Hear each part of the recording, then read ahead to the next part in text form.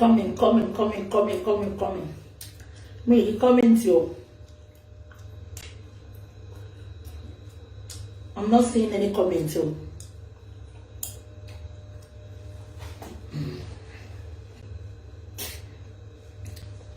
Quick one.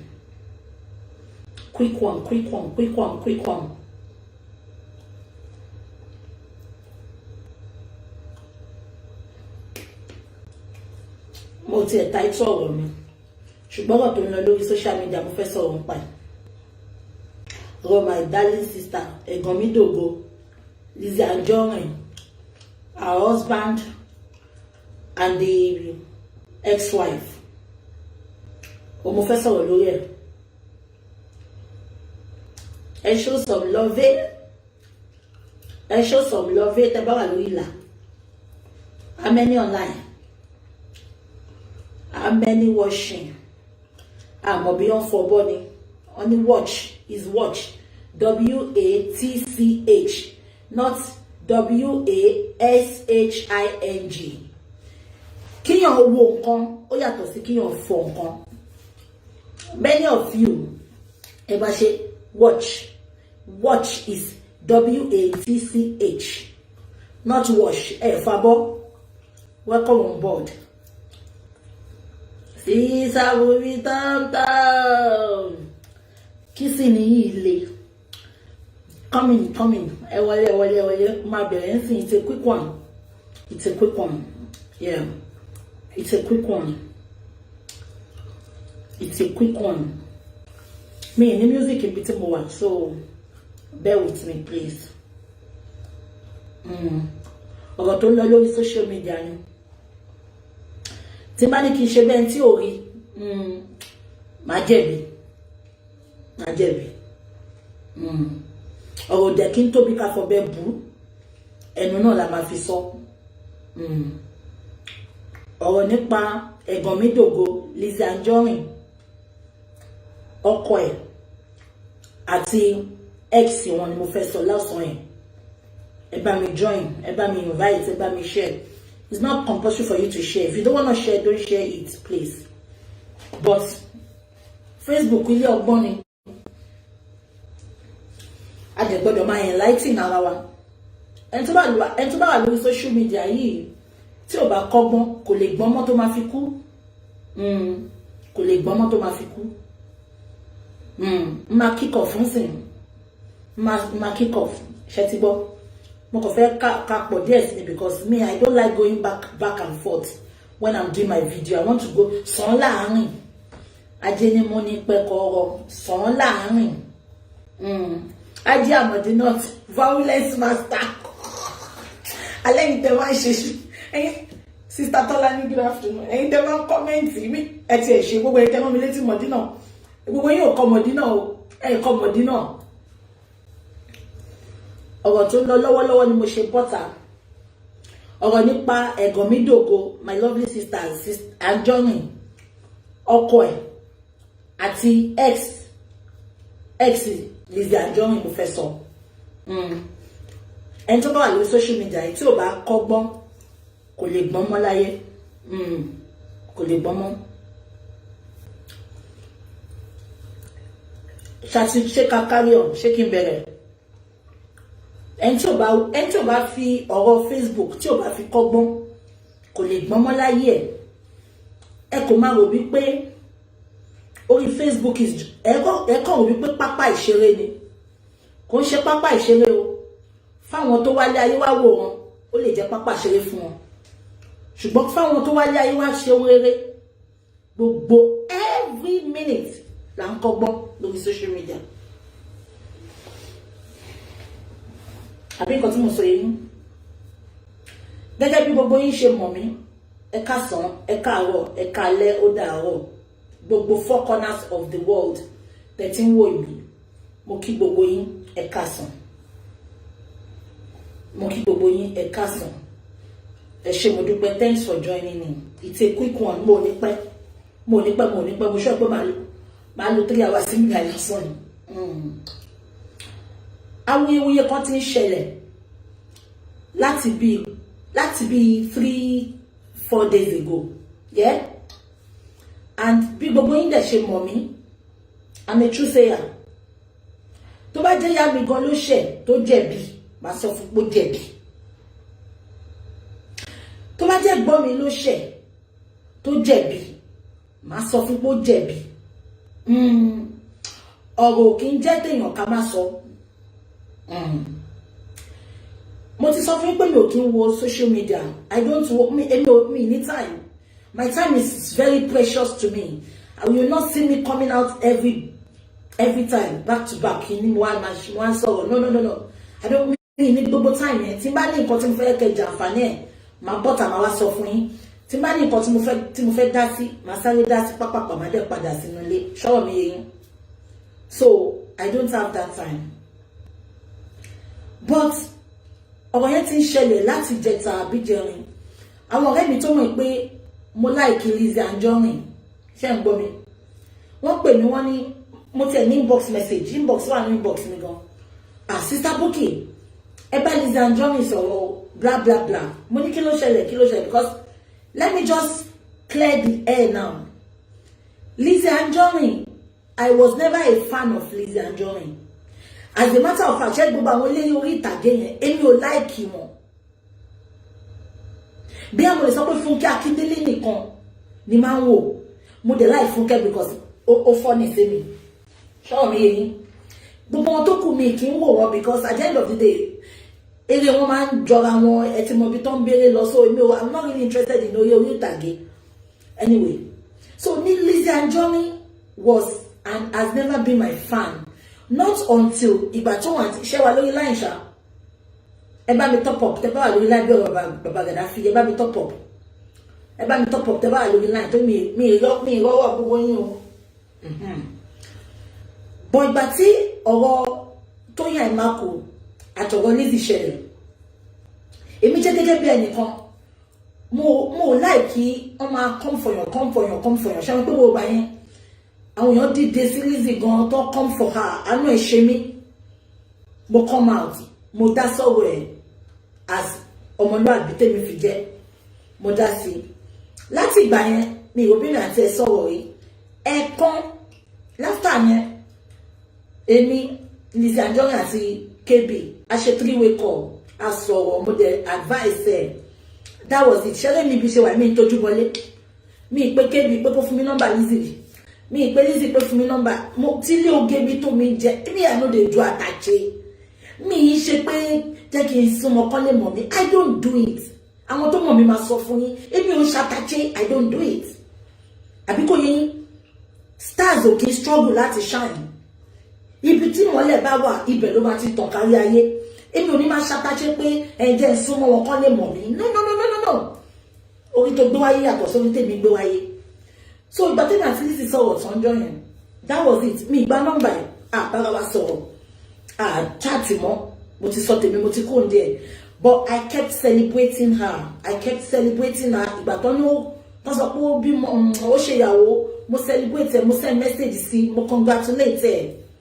Ìgbà tó bímọ náà mo gbọ́ wọ́n sọ fún mi, mo celebrate ẹ̀. Ṣé ń gbọ́ mi o, ẹ máa gbọ́ mi o. So tẹ́ bá fẹ́ judge lọ́sàn yìí, I am not here to defend Lizzy. Mo sọ bí ṣe mọ Lizzy ni. Ó wá jẹ́ ọmọ kan tó lálùbáríkà lára. Ó jẹ́ ọmọ kan tó máa ń gbọ́rọ̀ rẹ̀ balẹ̀. Mo like ẹni tó bá ní ìrẹ̀lẹ̀, ẹni tó bá ní humility, ẹni tó bá humble. Mo lè fi gbogbo ayé mi fún. She's so humble. You need to get close to her. Mo máa appreciate òun náà máa send message ìgbà tó bí mo kí ó dúpẹ́ lọ́wọ́ mi. So bàtà wúyẹ́wúyẹ́ yẹn wá ń ṣẹlẹ̀. Àwọn èèyàn wá send message sí mi pé BJ, mo mọ̀ pé èèyàn yín ni Lizzy o. Ẹ lọ bá Lizzy sọ̀rọ̀. Ó tún ti jáde fún Tóyìn. Èmi ò dẹ̀ ń wo àwọn chat. Kí ló ṣẹlẹ̀? Bó ló ti jáde ẹgbà mi? Kí ló tún ṣẹlẹ̀? Àwọn èèyàn ṣáà brief mi. Ẹsẹ̀kẹsẹ̀ mo pé KB ìjọ yẹn, mo ní KB, ètò ìlú wọn ìyá ọ̀ṣọ́ ọjọ́ ṣọlọ. As máa kọ́ bá Lizzy sọ̀rọ̀, KB ló jẹ́ kí n bá Lizzy sọ̀rọ̀, ṣó ti yẹn, wọ́n ṣe 3-way call. Mo ní KB, ṣe 3-way call, mo fẹ́ bá Lizzy sọ̀rọ̀, mo dẹ̀ fẹ́ kẹ́yìn náà wà ń bẹ̀.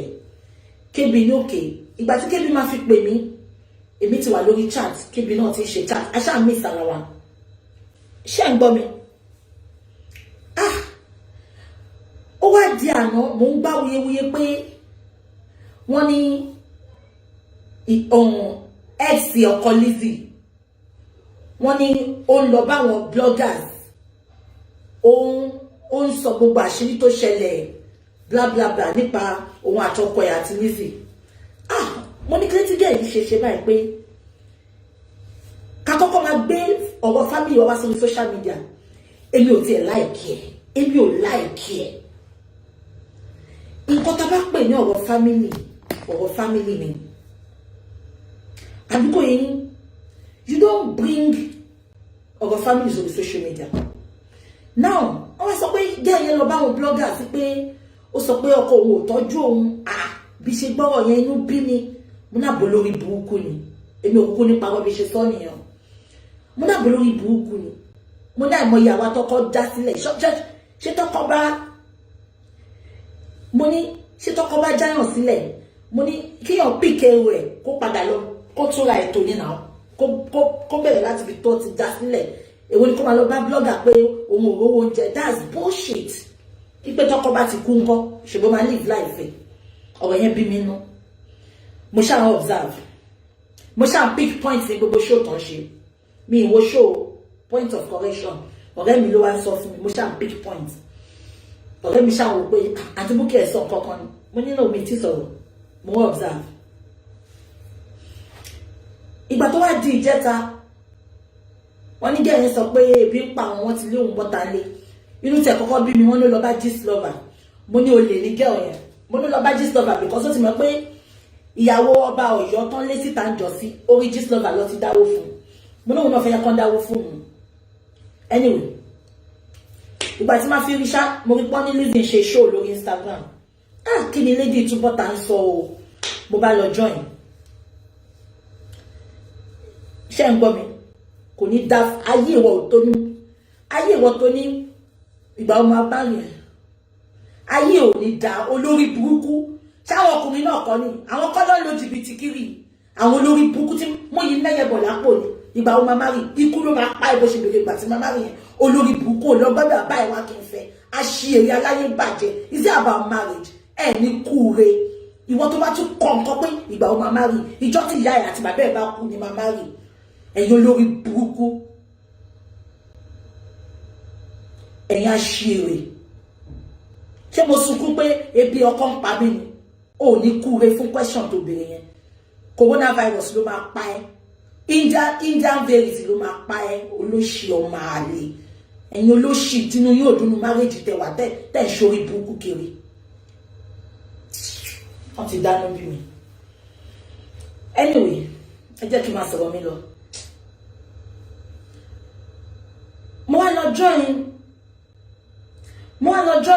mo lọ join chat tí Lizzy ṣe yẹn because I want to hear what she's saying because inú bí mi ìgbà tí máa join mo dẹ̀ gbogbo nǹkan tó ń sọ ó ṣe chat yẹn tán lóòótọ́ immediately she finished that chat I called her I called her straight she didn't pick up but she returned my call and I told her my dear sister you don't need all this you don't need it I'll be sincere with you you don't need it and she made me understand some things tí mo lè máa sọ lórí bíbá yìí mo dẹ̀ ní okay my person will always be my person but that doesn't mean I can't scold you that doesn't mean I cannot scold you I cannot tell you the truth tó bá ní kí mi mọ̀ ní kó má kí mi mọ̀ mo ní after this chat don't go out again mo ní don't go out ṣé ń gbọ́ mi ó dẹ̀ lóhun ti gbọ́ ìgbà tó ṣe chat yẹn níwájú Ọlọ́run àtẹnìyàn mo ń bú Fọlá because mo wò pé obìnrin olówó máa lọ bá blogger ṣé blogger fẹ́ fún ẹ lówó ni lọ́wọ́ ṣẹ̀ṣẹ̀ náà lọ ṣiṣẹ́ náà tí màá yí bá ti kú ńkọ́ kí ni ẹ ṣàbí mi nú anyway ìgbà tó dàárọ̀ ẹ̀ ibi iṣẹ́ náà mo wà bọ́ọ̀rẹ̀ mi ṣe pè mí nìyẹn BJ kébí ẹjọ́ sórí chat yìí o ẹjọ́ máa pè é BJ kí ló ṣẹlẹ̀ mo ní kí ló ṣẹlẹ̀ ó ní story omi ti kẹ̀yìn wọ̀gbìn lẹ́nu kí ló ṣẹlẹ̀ ó ní mọ́mí aláṣọ àdúrà ń play voice note kan ìpọ̀kọ̀ Lizzy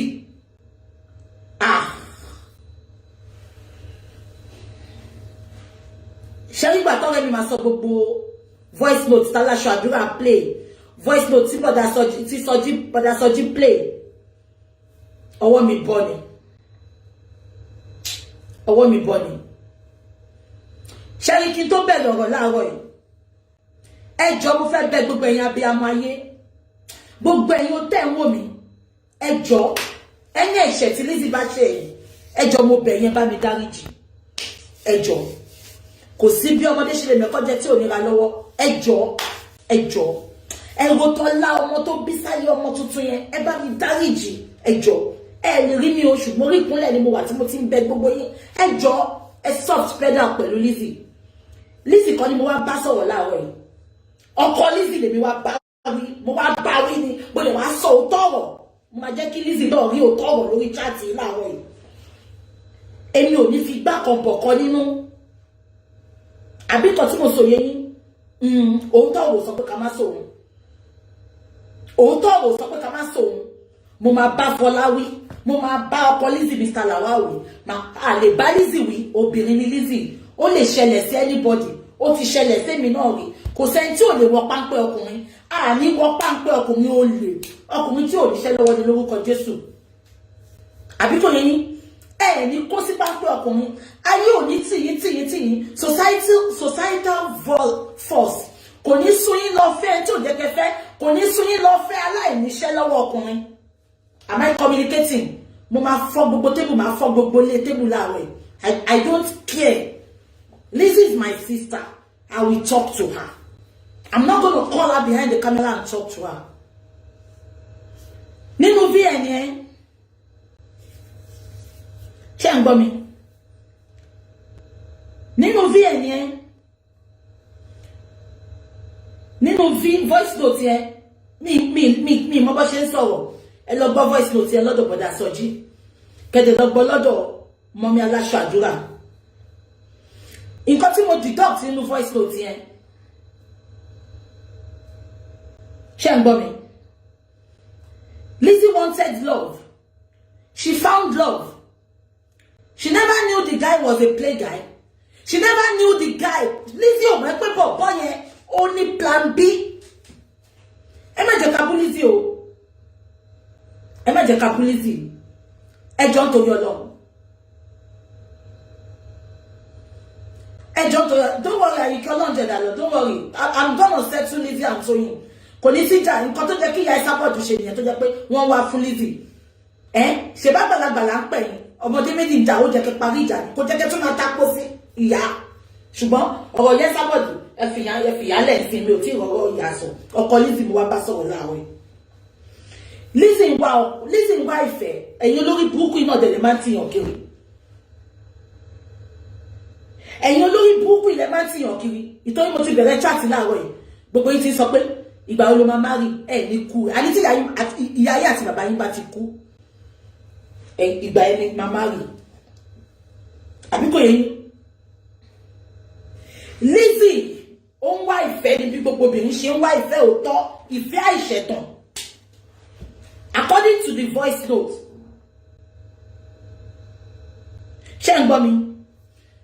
If you come and ask me stupid question here, I will block you. Kẹ́ kó rí burúkú dànù. Mi ìsọ̀rọ̀ Tóyìn àti Lizzy. Anything tó bá transfer láàrin wọn, a máa parí ẹ̀. Nǹkan tí mo mọ̀ nìyẹn. Ẹ kó ṣì lọ. Ọ̀rọ̀ Mr. Lawal lèmi wá sọ mí báyìí. Àbí kò yé yín? Ẹ jẹ́ kí n máa sọ̀rọ̀ mi lọ. Lizzy ń wá ìfẹ́ bí ọmọbìnrin. Mr. Lawal dẹ̀ wá sí, ó rìn sásìkò. Ó fi pé òun lè love ẹ̀. Anybody can fall in love. Ẹ má ever sọ pé kò lè ṣẹlẹ̀ sí. Kò sẹ́ni tí ó lè ṣẹlẹ̀ sí. Kò sẹ́ni tí ó lè ṣẹlẹ̀ sí. Now Mr. Lawal ọkọ Lizzy. Mi mọ̀ bó ṣe pàdé Lizzy mi dẹ̀ fẹ́ mọ̀. Ó meet Lizzy. Ó rí bí ọlá ńlẹ̀, ó rí owó ńlẹ̀. Ṣé ibi tí Mr. Lawal yóò tẹ̀? Mo sọ yo Lizzy, I will come for your husband this afternoon. I will come for him. I will tell him the truth. And not your husband alone. Gbogbo ọkùnrin tí ò bá fi níṣẹ́ lọ́wọ́. Gbogbo ẹ̀yin olórí burúkú ọkùnrin tó yẹ pé obìnrin ló máa bọ́ yín. Ẹ̀yin olóṣì. Tó jẹ́ pé oko yín lẹ fi ń da ìlú rú kiri. Ṣé omi tó kọ Lizzy ò tẹ̀sí kọ́kọ́ jọ èmi lójú mo sọ́rí o. ìgbà tó ti jẹ́ pọ́kọ Lizzy ló kó lọ bá Lizzy ẹ̀yin ará Ìbàdàn mo sọ́rí o nǹkan tára Oǹdó ò lè ṣe nìyẹn kí ará Oǹdó yẹn máa ṣàlẹ̀ jẹ kó máa tọrọ jẹ nínú yàrá kan ó máa sọ fún ẹ agídí Oǹdó agídí ló máa pa wá á sọ fún ẹ pé àbíkò yìí á sọ fún ẹ pé kàkà kó òun kó wá sínú ilé ẹ̀wọ́ ló máa kó wá sínú òun kàkà bẹ́ẹ̀ kó kó òun lè yẹ kẹjọ lọ gba ilé mi ṣẹ́rí Lizzy Anjorin ṣó mọ́ bí tí àpọ́nlé ò ti lè sí fún ọkọ ẹ̀ ìgbà tó ti jẹ́ pé òun ló kó wá bá ẹ̀ yẹn fair enough you cannot leave your house to go to him you can't ṣorí ìgbà yẹn náà ti kọ́kọ́ ní pọ̀ ọkùnrin yẹn lé ọkùnrin tó bá lọ kó bá obìnrin nílẹ̀ Yorùbá kò sí ìkọ́tẹ̀lẹ̀ pé if you come tell us it's Dangote people no go believe you let him be the one feeding you people will not believe you the fact that he has come to live with you reverse used to be the case am I communicating wọn ò lè pọ́nlé. According to voice note mo ń gbọ́ lẹ́dọ̀ ọ̀bọ̀dá Sọjí ní ọ̀sán yìí mo ń gbọ́ tí FC ọkọ Lizzy tó bá jẹ́ pé wá play Lizzy ni sórí èmi personally máa drag ẹ ò ní ṣerú ẹ̀ mọ́ èmi tí mo sọ bẹ́ẹ̀ fún ẹ nù mo yìí ní kó bá mi ṣe findings mi Mr. Lawal ẹ bá mi pè wọ́n kó bọ́ síbí Mr. Lawal tí n bá ṣe findings mi tó jẹ́ pé bó ó lọ ló jìbìtì fún Lizzy níṣẹ́ máa drag ẹ máa tì kábọ̀ yín lójú máa ṣe yín yàmàyàmà olè ló ń pè bẹ́ẹ̀ olè àbíkọ tí mo sọ yẹ yín ìgbà tó ti jẹ́ pé nǹkan lẹ kọ́kọ́ lọ kó bá Lizzy yẹn ẹ ti disappoint ara yín ẹ bá mi dìé mú number 1 number 2 bọ́dá Sọjí play voice note yẹn ẹ lọ gbọ́ voice note yẹn mi ní fóònù méjì mo bá play fún yín nínú voice note yẹn ọkọ Lizzy sọ fún girl yẹn pé ìyẹn ex ẹ̀ Fọlá ó sọ fún Fọlá pé àwọn ti fẹ́ gba visa fún mi ìní sùúrù bàbá kó má bàyàn kọ́kọ́ so ó ti show pé plan work ni ṣé gbogbo yín gbọ́ mi ọkọ Lizzy ò love Lizzy but just because of what he wants to get from Lizzy ó ń play game Lizzy ọlá inú kan ọlá ìfẹ́ kan ló fi fẹ́ ìwọ ọkùnrin burúkú tí bá mú ẹ àdí kí n lọ kó lọ jẹ́ pé gbogbo nǹkan tó ṣẹlẹ̀ yìí lóòótọ́ ni fẹ́ ẹ sáré kábàkábà Mr. Lawal ẹ jẹ́ máa sọ̀rọ̀ mi lọ now Lizzy wá rò bóun ti rí ìfẹ́ àṣé Mr. Lawal ó sọ fún Fọlá pé òun ti rí gold digger òun ti rí Lizzy o Lizzy Anjorin popular lady ni o she's influential o ìwọ má sọ̀rọ̀ o tó bá ti corporate ààrẹ la máa ti kọ́lé ààrẹ láti máa ra mọ́tò ààrẹ láti máa ní gbogbo nǹkan ọkùnrin yóò máa burú o ìtúrò mo ṣe sọ fẹ́yìn obìnrin pé kò sẹ́ni tí ò lè ṣe àní kó sọ́fìn ayé àní kó sí páńpẹ́ ayé Mr. Lawal wá sọ fún Fọlá you are a very stupid girl àdàbí tó bá mọ̀ pé Mr. Lawal fẹ́ lọ play Lizzy ni owó ló ta fẹ́ owó ló ta ìfẹ́ Fọlá ó mọ̀ pé ọkọ ẹ lọ bá Lizzy ó mọ̀ náà ìwọ náà fẹ́ live big life oh mind kọ́kọ́ ẹ lọ do oh mind kọ́kọ́ ẹ lọ fẹ́ the fact pé mo wá fún ọ sílé you are not a good woman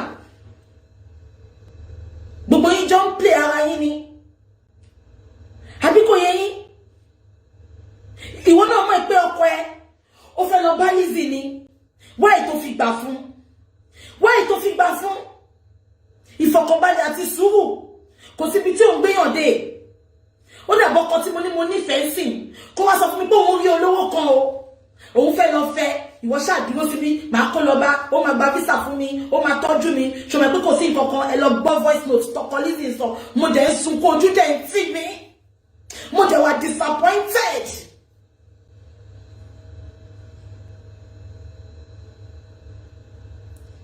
àwọn èèyàn ní Fọláwà àwẹ̀ ṣẹ́ṣẹ́ pé Fọláwà àwẹ̀ ẹ̀ṣà only Fola is not Mr. Lawal's ex. They are still together. Exactly. Ẹ jẹ́ kí n sọ kílíkan fún yín lẹ́nu mo ti ṣe show yìí nígbà tí máa ń ṣe show. Gbogbo obìnrin tó bá náwó fún ọkùnrin láyé yìí ọkùnrin ò rí ní àsìyàwó ó ń rí wa as ìyá wọn. Ṣàrí bí Lizzy ṣe ń náwó fọ́kọ ẹ̀ yẹn kó má yà yín lẹ́nu pé Mr. Lawal gan máa love Fọlá ju Lizzy lọ. Ṣé gbọ́ mi abẹ́ dáhùn? Gbogbo obìnrin tó bá náwó back to back fọkùnrin ọkùnrin òkìrí wà síyàwó wọn o. Ìyá mi náà máa pè yín. Ìyá mi because wọ́n rí yín àsì ìyá wọn ni. Àwa yà yín lẹ́nu pé ẹni tí ò náwó fún wọn rárá òun ló máa love nǹkan tó ṣẹlẹ̀ sí nǹkan nìyẹn. Lizzy is not buying her husband with money. Lizzy thought she found love. Lizzy made him. Lizzy picked him from grass, from nobody to somebody. It is just a pity. Emma blame Lizzy. Ṣé Lizzy tó jáde tó bọ́ta tó sọ̀rọ̀. Ọkùnrin olórí burúkú ni wọ́n. Òun ló máa ti Lizzy pé lọ́jà fún mi. Meanwhile, ẹ wo àná voice note tí Mọ́mí Aláṣàdúrà play. Àná ló ìṣẹ̀lẹ̀, àná tí Lizzy ń jà lọ́wọ́. Àbí kò yín? Okay, mo ti gbọ́ wọ́n ní Fọlá ò mọ̀. Mo ti gbọ́, ẹ jẹ́ kí n gbà pé Fọlá ò mọ̀. Okay, mo ní bú Fọlá mọ̀. Àná tí Lizzy ń jà lọ́wọ́. Àṣé Mr. Lawal ti pe Fọlá. Ó ti pe Fọlá pé mo ń bọ̀ wá rí ẹ. Ẹ wo bí ọmọ Fọlá yẹn ṣe ń bá sọ̀rọ̀ with respect. Ẹ wo tone. Sister Carol Peter ẹ bá mi sọ fún wọn kọjọ ẹjọ ẹjẹbù rẹ ẹ má bú Lizzy mọ́ kò sí nǹkan kò sẹ́ni tí ò lè ṣe ẹjọ gbogbo yẹn lọ gbọ́ voice note mo ti gbọ́ ẹ sọ pé Fọlá ò mọ̀ mo ti gbọ́ gbogbo yẹn lọ gbọ́ voice note ẹ lọ gbọ́ voice note tí Mr. Lawal tó fi bá Fọlá sọ̀rọ̀ ẹ wo ọmọ Fọlá yẹn tún fún ní respect ṣé kí n ṣọ́ọ̀kì Mr. Lawal yìí ń do Fọlá tó bá lóhùn òdo kó jẹ́ kí n gbá ilá síta kó fi búra tó bá lóhùn òdo Fọlá ó kàn dùn mí ni ó ti jẹ́ kí sísítà mi ẹ̀gbọ́n mi dògo yẹ. Jesse, you're only on till 2. It's 3 o'clock now.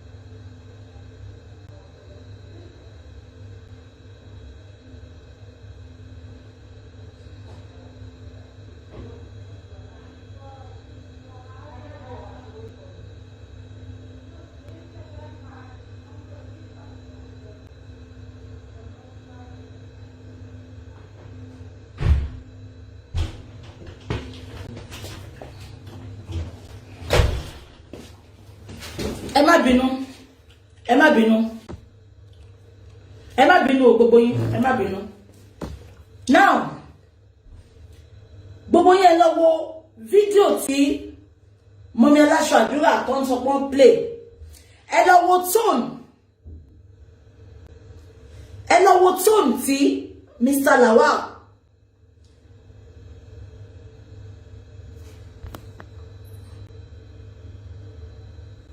ṣé ń gbọ́ ẹ lọ wo tó ti Mr. Lawal tó fi ń bá ọmọ Fọláyẹn sọ̀rọ̀ tó bá jẹ́ pé lóòótọ́ mo ń bọ̀.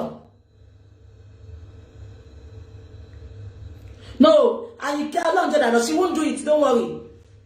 She won't do it, she won't do it. Ẹ má worry, ẹ fi Tóyìn àti Lizzy sílẹ̀, wọ́n máa settle jà wọn, a máa settle ẹ̀ fún wọn. Ṣé ń gbọ́, ẹ má worry. Ẹ lọ wo tó tí Mr. Lawal fi ń bá Fọlá sọ̀rọ̀ lánàá yẹn. Ó wá sọ pé kẹ́dà àlàyé kọ́kọ́ má gbọ́, ṣé kí n ṣọ́ọ̀kì gbogbo yín. Àtòrí nǹkan ṣe nǹkan lọ́lọ́run. Èèyàn kan ní, see your supervisor don't see you for toilet. No, me is in toilet, you know. Me is in toilet. Me is in toilet. Ṣé ń gbọ́? Wọ́n sọ pé ibì kan wà tí Mr. Lawal sọ pé má worry, wàá dó ọkọ ẹ. Mr. Lawal. Mr. Lawal. Ẹ má bẹ̀rù Ọlọ́run. Ẹ tó bá ti rọ́kùnrin tó jẹ́ pé gbogbo ọjọ́ ayé ẹ̀ náà àmàlà ló fi ń jẹ lórí chaati. Ẹ ti mọ̀ náà kó ní jẹkújẹ látẹnujẹ ni. Lizzy má bínú o, àbúrò mi ni ẹ o. Àbúrò mi ni ẹ o. Mi lè lajú mi lẹ̀ kí tàbí bọ́ kó bọ̀.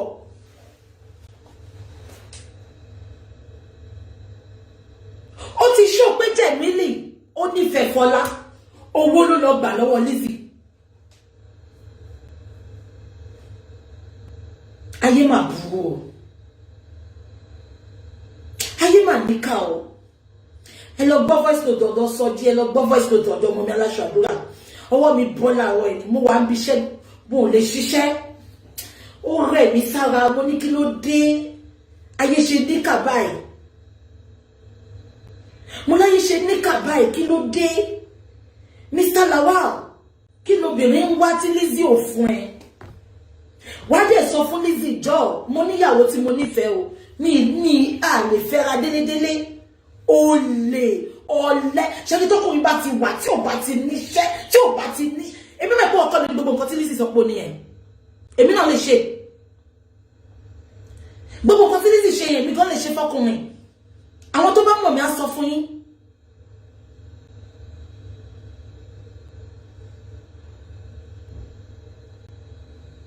Àbí nǹkan tí mo sọ yé yín. Àwọn tó bá mọ̀ mí á sọ fún yín. Nǹkan tí Lizzy ṣe kò sẹ́ni tí ò lè ṣe. Kò sẹ́ni tí ò lè ṣe.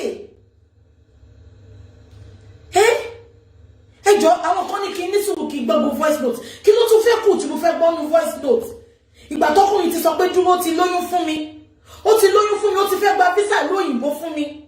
Ní sùúrù jẹ́ kí gbogbo plan wá work. Ẹjọ́ kí ló tún kù tẹ́tún ní kí n lọ gbọ́. Ẹ ṣe burú léèyàn báyìí. Ọkùnrin tó ti sọ gbogbo yẹn, ó ti sọ pé kò nífẹ̀ẹ́ obìnrin tó wà pẹ̀lú ẹ̀. Owó obìnrin yẹn ló fẹ́ gbà á.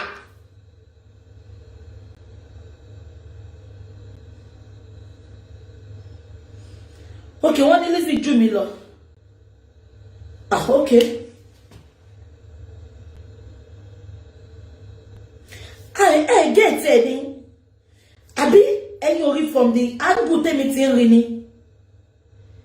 Mr. Fọlá, you think Mr. kí ló kọ Lizzy, Mr. Lawal, you think you can eat your cake and have it? You can't. Èyàn ń jẹ méjì lábọ́ àlàdé. Èyàn kì í jẹ méjì lábọ́ àlàdé. Ó fẹ́ máa gbowó Lizzy, ó fẹ́ máa dó Fọlá, ó fẹ́ máa fẹ́ wọn pọ̀. Wọ́n tún wá mú ẹ lọ registry. Ṣé dé rí o? Ṣé kí n ṣọ́ọ̀kì yín lọ́sàn-án? Irú ọkùnrin bí Mr. Lawal yìí tó bá wá yá, Ọlọ́run má jẹ́ kó pa ọ̀tá Lizzy. Ọmọ pani. Tí Lizzy bá ti forúkọ ẹ̀ sí wíìlì tó ti gbé gbogbo ayé ẹ̀ ní lọ́wọ́. Ọmọ pa Lizzy ni kó rí ọmọlọmọ má gbàbọ̀dé. Nǹkan táwọn méjì máa ṣe tó bá yá nìyẹn.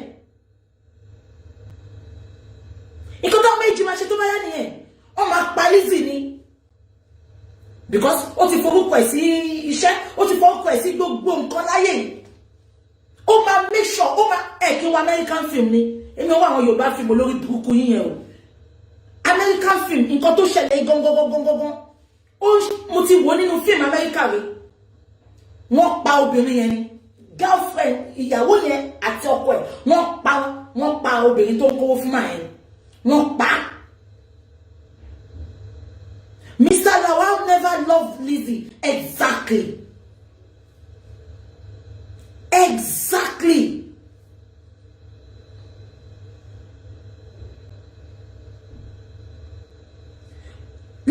èmi wà lórí chat lánàá sọ pé ó ti fi wí ní Mr. Lawal ó ti gbogbo nǹkan tó ń wá náà nìyẹn Lizzy Mr. Lawal máa ṣe débi pé gbogbo ìgbésí ayé ẹ̀ ló máa gbélé lọ́wọ́ tó bá wá gbélé lọ́wọ́ tán wọ́n wá ṣe bó ṣe wọ́n lè sọ̀yàn di wèrè wọ́n lè pààyàn máa tẹ́mi wò yìí ẹ jẹ́ ká máa dúpẹ́ lọ́wọ́ Ọlọ́run pé Lizzy àti Tóyìn jà Ọlọ́run mọ̀ nǹkan ṣẹ́rí ọlá ìfẹ́ tí Lizzy Lawal ọlá ìfẹ́ tó ní sí Mr. Lawal àti ọlá inú kan ló jẹ́ ká ṣe Mr. Lawal tú ẹ jẹ́ ká ti fi pẹlẹbẹ mú ògùn jẹ àbí kan tí mo sọ yẹn ó ṣe jẹ́ sí ní ìyàwó Mr. Lawal jáde síta Tóyìn ní Lizzy bọ́ta wá bá ìyàwó Mr. Lawal ń sáré kiri ó ń tú gbogbo àṣírí Ọlọ́run tí ò fẹ́ jẹ́ kí ìyà jẹ Lizzy ni Ọlọ́run tí ò fẹ́ jẹ́ kí Lizzy ṣàṣedànù ni.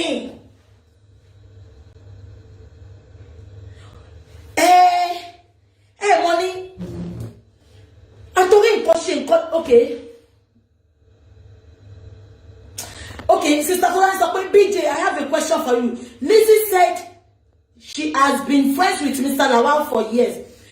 Ẹ fi Auntie Tolani ṣé kí ṣọ́ọ̀kì obìnrin ni gbogbo wa náà gbogbo wa máa bọ́ta máa cover ọkùnrin yẹn up náà tí n bá mọ ọkùnrin lẹ́nu ṣe expect kí n bọ́ta kí wọ́n sọ fún pé èmi ni mo mọ ọkùnrin yẹn ni wọ́n lè ti mọ́ra ti pẹ́ but Lizzy ló ń tọ́jú lé Lizzy ló ń ṣe gbogbo nǹkan àṣírí ti tú lẹ́ni náà àṣírí ti tú ẹ wo gbogbo ọ̀rọ̀ tí màá yìí sọ síta ojú dẹ̀ ń tì mí mọ́ ànínú ibi iṣẹ́ mo dẹ̀ sunkún mo dẹ̀ lọ sunkún mo ní kí ló dé táwọn ọkùnrin rí báyìí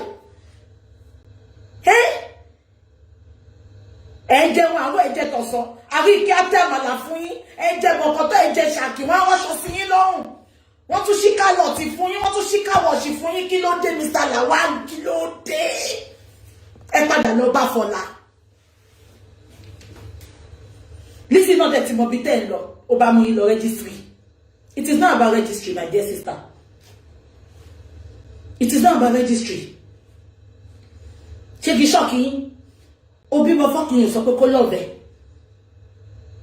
ọkùnrin mọ ẹ lọ registry sọ pé kó lọ́ọ̀bẹ ọkùnrin ló mọ ẹ tó lọ́ọ̀bẹ ọkùnrin ló mọ bí tí àtẹ wà ó máa pa Lizzy sára ni ó máa pa sára ó máa pa sára ó máa pa sára ọkùnrin tó lè sọ pé ó ti fẹ́ bá mi gba visa Mr. Lawal bẹ́ẹ̀ lè ṣe useless tó ni bẹ́ẹ̀ lè ṣe níláárí tó ni visa èlò ló ń gba visa àdàfin àti wùmíwùmí Ọlọ́run fẹ́ jẹ́ káṣírí tú ni lọ́lọ́run sì tètè jẹ́ káṣírí Mr. Lawal tú síta báyìí káláṣírí yóò tètè tú síta ó máa pa Lizzy sáyé ó máa pa sáyé ni ó máa pa sáyé ni tó bá ti gbá gbogbo nǹkan tó fẹ́ gbà lọ́wọ́ ẹ̀ wọ́n máa sọ pé wọ́n gbọ́ wọn lọ́wọ́ kiri o wọ́n gbé kiri o ẹ̀rí tọ́lọ́ ló ń fẹ́ lọ ṣe sọ́wọ́ géètì tó fẹ́ ṣe gbogbo ẹ̀ ó ti gán abẹ́rẹ́ ìgbà tó gán abẹ́rẹ́ tí òkọ́kọ́ jẹ́ kọ́ ọmọ yẹn bí kó lóyún yẹn á ti wò pé ọmọ yóò ní ṣe nǹkan tí mo fẹ́ o abẹ́ ẹ̀gbọ́n ni ó ti lóyún fún mi ó máa gba visa fún mi I'm disappointed. Gbogbo yín.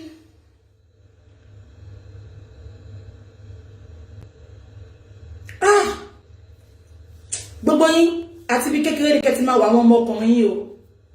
Mo máa sọ kíní kan fún àwọn èèyàn. Ọmọ mi.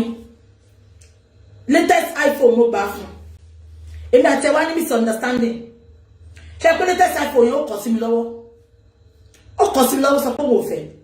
Ṣé mo wáyé inú mi dẹ̀ dùn ó sọ pé you cannot buy my son ó lè buy ọmọ mi ọkùnrin tó jẹ́ pé tó bá ti lè buy ọkùnrin olórí burúkú tí ò lálùbárí kalẹ̀ ni ọkùnrin tó jẹ́ pé tó bá ti ń fún ló ń gbà lọ́wọ́ obìnrin ló ń gbà ilẹ̀kùn tí ẹ gbà ní ẹ bá fẹ́ wọ ọkùnrin bẹ́ẹ̀ yẹn ọkùnrin tó bá gbà lọ́wọ́ yín ìjọ tí ò bá sí mọ́ àti lọ bẹ́ẹ̀ lómi bó tiẹ̀ wà lọ́wọ́ yín gan afẹ́ gbà bí afẹ́ gbà lọ́hùn afẹ́ gbà lẹ́ wíwẹ̀.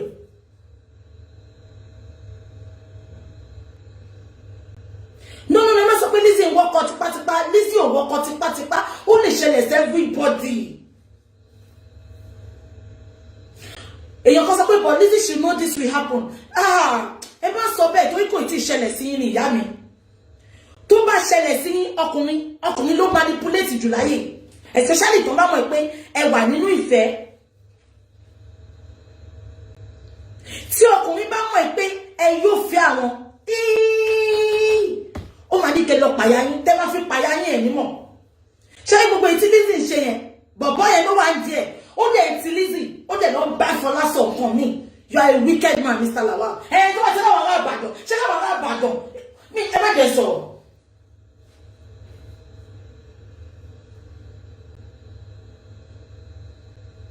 Ẹbí ẹ̀gbọ́n voice note yẹn ni ṣé mi nìkan ni mo gbọ́ ni?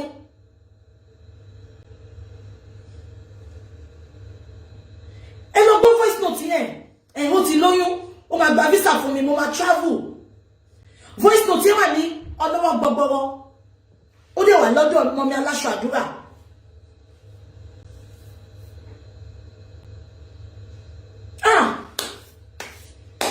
Mr. Lawal, Mr. Lawal, Mr. Lawal, ẹ̀mẹ́ta ni mo pè ní. Kò ṣe ìpè ọ̀run, ìpè ayé ni. Mr. Lawal, mo yìí ṣe àwọn findings kan. Ní jẹ́ tán. Ẹ̀yin ni máa fi ṣàríkọ́gbọ́n fún gbogbo ọkùnrin tó kù.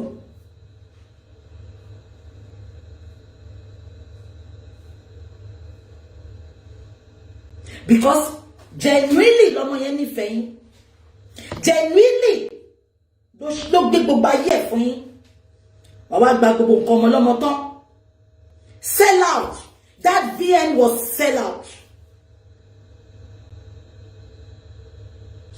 Mọ́mí ẹni aláṣẹ kìí ṣọ́ọ̀kì yín. Lizzy gan lè mọ̀ kó ṣe bẹ́ẹ̀ tí ó mọ̀. Obìnrin ni wà náà.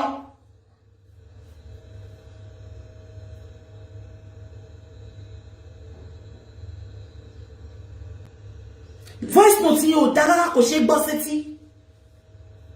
Ó bad, ó terrible. Mr. Lawal, ó jẹ́ kẹ́ fọwọ́ bojú ni. Ó jẹ́ kẹ́ fọwọ́ bojú. Èmi náà ti mọ̀.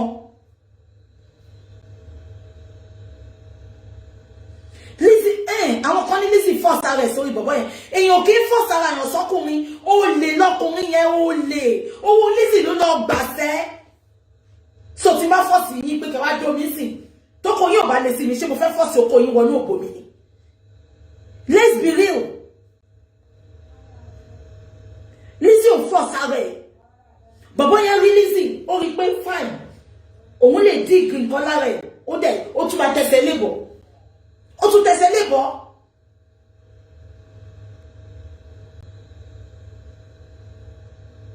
Ó tún tẹsẹ̀ lébọ̀. Ojú lásán kọ̀. Ṣé gbogbo Lizzy is not desperate. Bọ̀bọ̀ yẹn ló sọ di bẹ́ẹ̀. Ẹ má sọ bẹ́ẹ̀.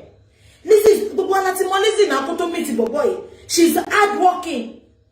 She has been made desperate for what? Ṣókó ló fẹ́ dóni tí ò lè rí tó. Bọ̀bọ̀ yẹn ò hard mọ́ Lizzy. The only thing tí Lizzy gbà lọ́wọ́ ẹ̀ lọ́mọ. Ẹ má jẹ́ ká tán wá wà. Kò ṣe pé wá make Lizzy. Kò ṣe pé wá fún Lizzy lórúkọ. Òun gan ló wá fi Lizzy gan kàbà. So kí lè sọ pé Lizzy force ara ẹ̀ lé lọ́wọ́. Lizzy has been made. Lizzy is hardworking. Lizzy, she's influential.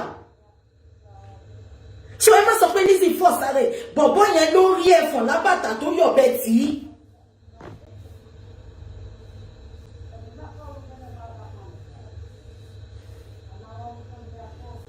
Ìtòyè mo ṣe bẹ̀ gbogbo yẹn ẹjọ́ torí Ọlọ́run. Ẹ soft pedal fún Lizzy. Ẹjọ́. Ẹ má bú Lizzy, kò sẹ́ tí ò lè ṣe. Ó lè ṣẹlẹ̀ sí ẹ, ó lè ṣẹlẹ̀ sí mi. When it comes to ọkùnrin smart gan. Wọ́n máa lo oògùn, wọ́n máa lo gbogbo ẹ̀.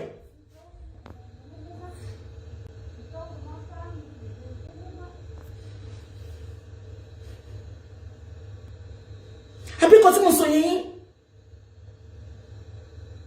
Ẹjọ́.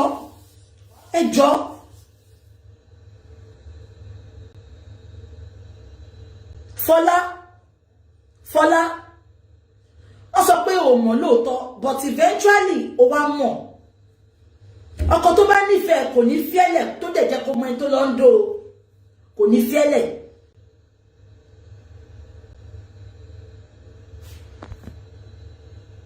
I'm not here to fault anybody. Fault wo ni Lizzy ní ẹ sọ fún mi. Ṣé ó ní fault pé ó fẹ́ Mr. Lawal ni? Ṣé bó mo bẹ̀rẹ̀ chat sí tó lórí book kan sọ fún mi pé ìgbà wo ni mo máa marry. Ṣé tí bá ń gbọ́ ti gbogbo yín kò lọ́kọ. Ṣé mi náà ní lọ gbọ́ lórí book ọkùnrin kan sílé tó máa jẹ́ pé àmàlà mi àtàṣọ mi ló máa wọ̀. Ṣé mi ní lọ gbé sílé? Ipe tó wọ́n ti sọ pé mo lọ́kọ. obìnrin gbọ́dọ̀ jẹ́ kó rí ẹ pé a gbọ́dọ̀ jẹ́ kó rí wá pé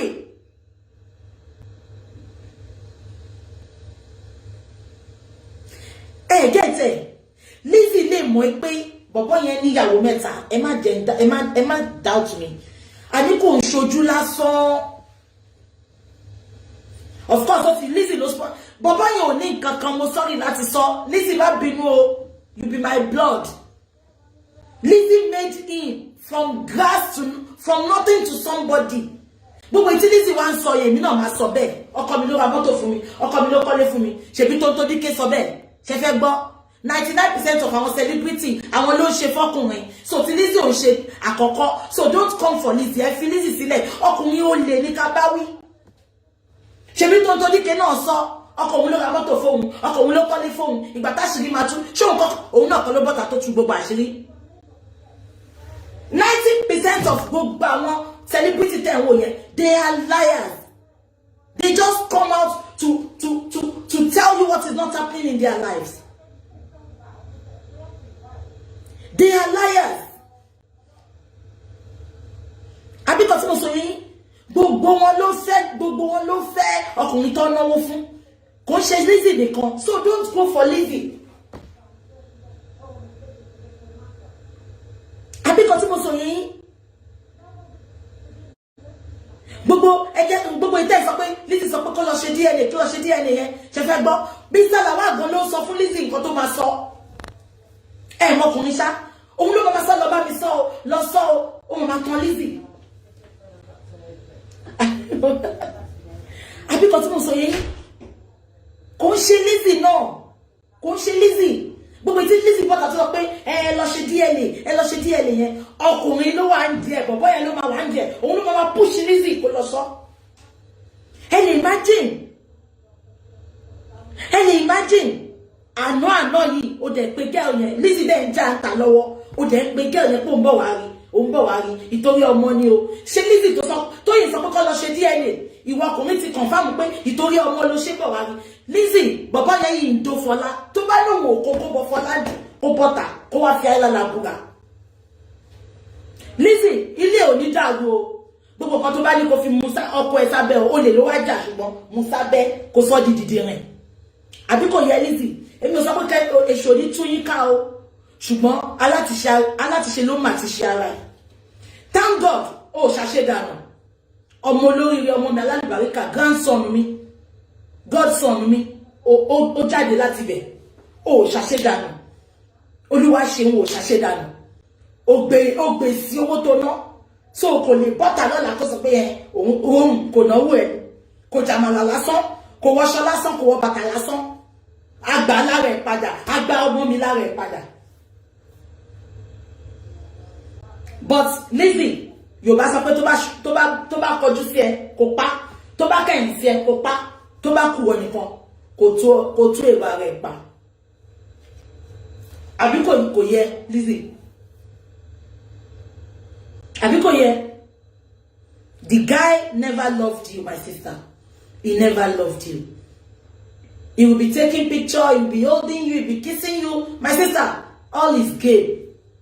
Men are very good when they want to play games. My sister, I will tell you, he is not. He knew what he was doing. Ọlọ́run dẹ̀ ló jẹ́ káṣírí tú. Lizzy, Ọlọ́run ọba tó jẹ́ Bọ́lá nǹkan tó fi ń ṣe fara lé tó ń ṣe fara ta òun ló jẹ́ káṣírí Mr. Lawal tún ṣe lọ́wọ́. Don't come out. You know I sent you a message. If you come out to make a video or to debunk anything, Lizzy, I told you by judge phone. Don't debunk anything again. Don't come out. Má wá sọ̀rọ̀ fún Mr. Lawal jẹ́ kó bọ́ta kó wá sọ̀rọ̀. Tí o bá ti lè wá ṣe video fún rẹ̀ àbí kó update. Don't come out and talk on his behalf, Lizzy. No. Leave him to his mess. Leave him to his mess. Ṣó sọ fún ọ̀pọ̀ òun ló bá Fọlá ni. Ó wá sọ fún Fọlá bá jẹ́ kẹ́dà láyé kan gbọ́. Fọlá dẹ̀ ya record gbogbo ẹwọ gbà tí Fọlá ti ń record ẹ̀ bọ̀. Ẹwọ gbà tí Fọlá ti ń record ẹ̀ bọ̀. Ẹwọ gbà tí Fọlá ti ń record ẹ̀ bọ̀.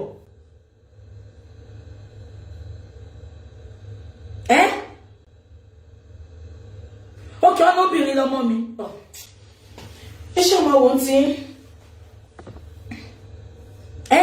ẹ wò bá ti Fọlá ti record ẹ̀ bọ̀. Ẹ wò bá tó ti record ẹ̀ bọ̀. Ẹ má bu Lizzy o, kò ṣe big deal. Gbogbo àwọn celebrity àwọn ló ń bọ́kọ wọn. Àwọn ló ń bọ́kọ wọn. Wọ́n dẹ̀ ti gbàgbé lébu wọn.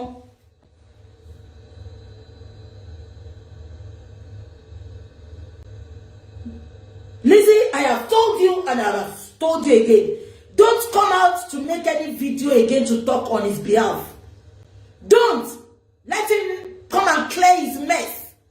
Don't talk for him. Go and look after my daughter, my princess. You have a lot on your hand. Your hand is so full. Go sort yourself out. Fi Mr. Lawal pẹ̀lú mess ẹ kó máa ìdọ̀tí ẹ kó máa dọ̀tí ara ẹ lọ. Tó máa pe Lizzy wọ́n máa sọ pọ́kọ Lizzy ni alala. Àwọn èèyàn wípé o help ẹ. O help condition ẹ ni. Wọ́n bá bu ẹ, obìnrin tí ò sí issue sí ẹ rí ló máa bu ẹ. Èmi ò lè bu ẹ. Gbogbo àwọn tó ń sọ̀rọ̀ tó ṣe iná, gbogbo náà ló ti dáwó fọ́kùnrin rí. Exactly, Sister Carol. Lateef Lawal is a sellout. He sold Lizzy out. Ìyẹn ló máa wá gorí mi. Wàláì, ọ̀tá pìàpìà ni máa fi gé okó ẹ̀.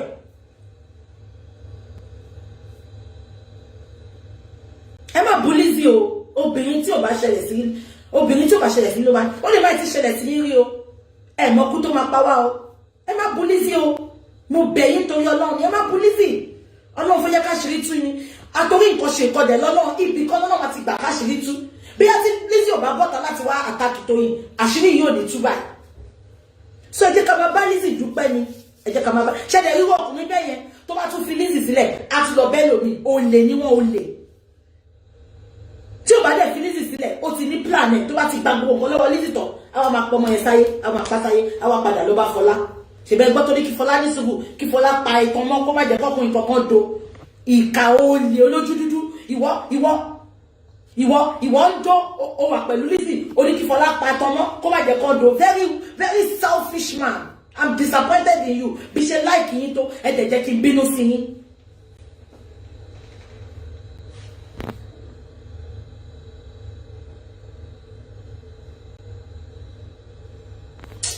Àníkẹ́ fi Lizzy sílẹ̀, kò sẹ́ni tí ò lè ṣe. Exactly, Dele Shanko. Orí ọmọ tuntun yẹn ló tú àṣírí Mr. Lawal.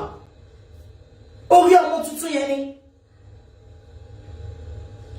Fọlá getting here. O lè ní wọ́n náà jẹ́ ń sọ tọrọ fún ẹ. O lè ní ẹ́ lọ́wọ́ ṣẹ́ṣe. O níṣẹ́ lọ́wọ́. O làbólẹ̀ wọ́n dún ẹ o bímọ kíní. O bímọ kejì, o bímọ kẹta. Kí ló dé? Lọ́wọ́ ṣẹ́ṣe náà. Lọ́wọ́ ṣẹ́ṣe. Èmi kò lè empower ẹ. Sọ fún mi nǹkan tó fẹ́ máa tà máa fún ẹ lówó ẹ. Lọ́wọ́ ṣẹ́ṣe. Ẹ̀yin máa dójú tira yín kiri. Tó bá jẹ́ pé wọn náà níṣẹ́ lọ́wọ́ sí, ó ní máa fò kiri kó bá sọ pé wọn ò fún ẹ lówó oúnjẹ. Ìwọ náà gbọ́ bó ṣe ń sọ̀rọ̀. Ẹ̀kẹ́ṣẹ́ àti tọ́jú. Wọ́n sọ pé àwọn ò lọ school. Wọn ò sanwó school ọmọ. Ṣé tó bá jẹ́ pé wọ́n níṣẹ́ lọ́wọ́, ṣé wọ́n máa sáré kiri pé ọkùnrin ò sanwó school ọmọ? Kí ló kọ̀ mí pọ́kùnrin kan kúrò nínú ayé mi? Ọkùnrin tó bá kó wà nínú ayé mi minus ni. Ìtorí mi máa tọ́jú ẹ̀ ni. Mi ní bú Fọlá mú kan ní kí Fọlá lọ wá ṣẹṣẹ ni. Ó gbọ́dọ̀ lọ wá ṣẹṣẹ jẹ́ ká bá sòótọ́ ọ̀rọ̀. Jẹ́ ká bá sòótọ́ ọ̀rọ̀ ṣe fẹ́ máa dáwó fún ni.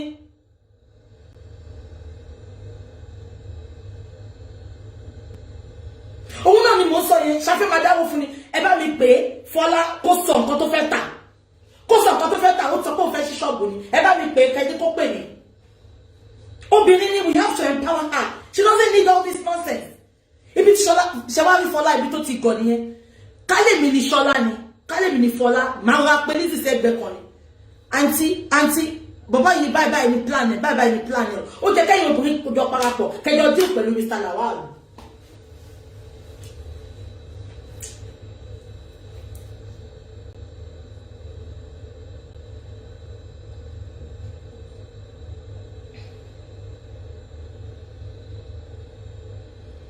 Because mo bu Fọlá sẹ́, but ṣé ká tó tọ̀rọ̀ kí má bu Fọlá, ṣé kò ní ṣiṣẹ́ ni? Ṣàfẹ́ máa dáwó fún ni. Gbogbo wọn ló guilty. Gbogbo wọn ló guilty.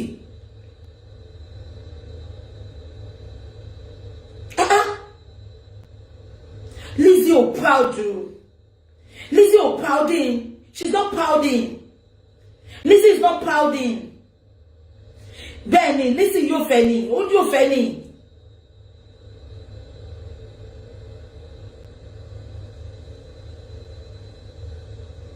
Ẹ ti bẹ̀rẹ̀. Kí ni mo fi wà one sided this thing? Ẹ sọ fún mi. Kí ni mo fi wà one sided? Ẹ má jẹ́ kí n gbé yín ṣépè o. Kí ni Lizzy ṣe? Ẹ sọ fún mi, kí ni Lizzy ṣe? Ó ti bímọ kan, ó lè fi pọ́n ní ìjọ ọkọ. Ọkùnrin kan dẹ̀ wá bá, ó dẹ̀ trust ẹ̀, ó dẹ̀ bẹ̀rẹ̀ sí nífẹ̀ẹ́. Kí ni Lizzy ṣe?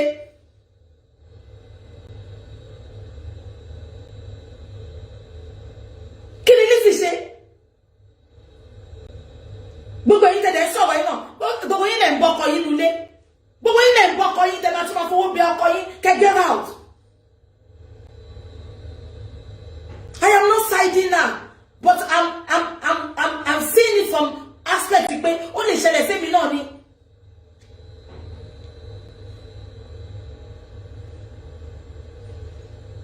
Nǹkan tí Lizzy ṣe ò bá dì náà. Èèyàn lọ bá, ó ṣó ẹ̀ nífẹ̀ẹ́.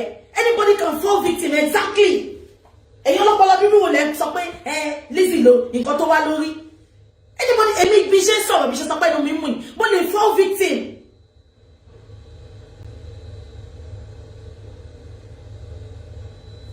Any woman can fall victim.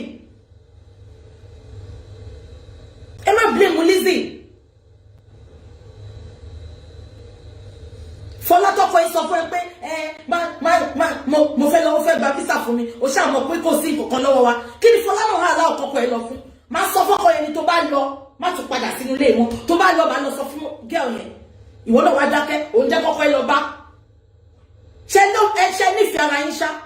Màá wá sùn, màá wá máa rántí pọkàn tí mo nífẹ̀ẹ́ kan, ó ń báyọ̀ kan sùn, wọ́n show off lórí social media. Exactly. Èèyàn kan sọ pé snatch ọkọ lọ́kọ. What is the definition pé yàn snatch ọkọ?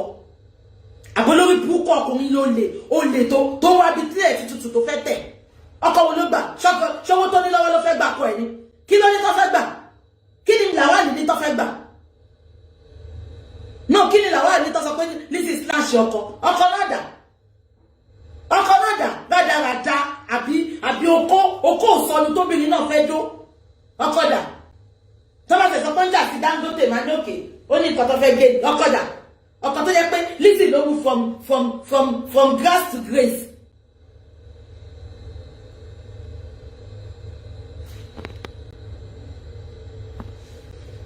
The voice notice on ọlọ́wọ́ gbogbo àmọ́mí aláṣọ àdúrà. Gbogbo okay, èèyàn kan sọ pé but Lizzy said Mr. Lawal is rich. Ó máa sọ bẹ́ẹ̀ náà. Èmi náà máa sọ bẹ́ẹ̀ náà. Ṣé fẹ́ kó wá rọ́bìṣì ọkọ ẹ̀ lójú yín ni?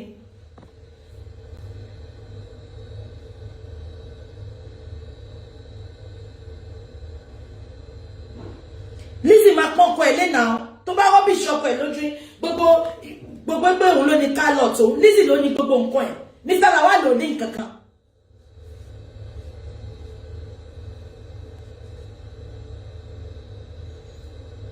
Kò ní nǹkan kan, ó snatch ọkọ. Ṣé tí Fọlá bá tọ́jú ọkọ ẹ̀ wọ́n á snatch ẹ̀? Àbí Lawal ló lè olójú kòkòrò. Ó sọ gbogbo yóò máa fi ọ̀nà ẹ̀ náà. Ṣebí tó ń dódí ké sọ pé bọ̀bọ̀ tó filẹ̀ yẹn ló kọ́lé fóun ló ra mọ́tò fóun. Bọ̀bọ̀ tí ò fún 10 kọ́bọ̀. Gbogbo wọn ló máa ń parọ́ tó ń cover up. Gbogbo wọn ló ń parọ́. Gbogbo wọn ló ń parọ́ tó ń cover up. My husband do this, my husband do that. Lórí irọ́ ni. So it's not Lizzy alone. Gbogbo àwọn celebrity yẹn ni. Ó máa cover now. Ṣé ẹ̀sẹ̀ tí Lizzy kí n bọ́ta kí wọ́n bá rọ́bìṣì ọkọ mi ni? Kò possible now. Obìnrin olórí burúkú, obìnrin tí ò lè láàrín baríkà ló máa ṣe yẹn. Ló máa bọ́ta ló máa yẹ̀yẹ́ ọkọ ẹ̀. Kò fowó oúnjẹ ilé olóṣì ní olórí burúkú ni o. No. When you love that man, you will cover him up. Lizzy has a good heart. She's just like me. Kò sí nǹkan tí mo lè ná fọ́kùnrin ọkọ ẹni tí bá ní mo nífẹ̀ẹ́ ọkọ tí mo fẹ́ tí mo bímọ fún. Kò sí nǹkan tí mo lè ná fún. Tó bá ní kí n gbé ayé mi sílẹ̀ gan, máa gbé ayé mi fún. Ó dẹ̀ kó ọkọ lọ́hùn. Ó kó ọkọ lọ́hùn. Mr. Lawal ló fuck up. Kò ṣe Lizzy. Mr. Lawal ló fuck up.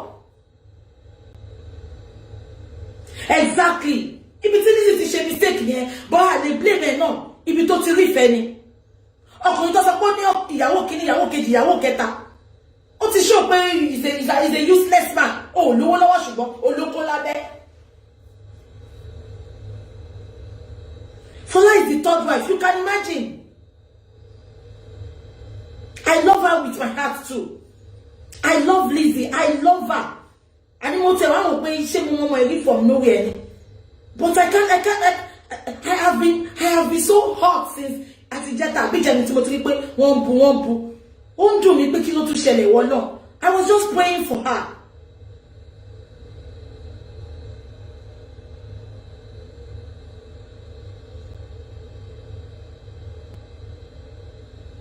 Exactly. Cover up ni gbogbo wọn ṣe.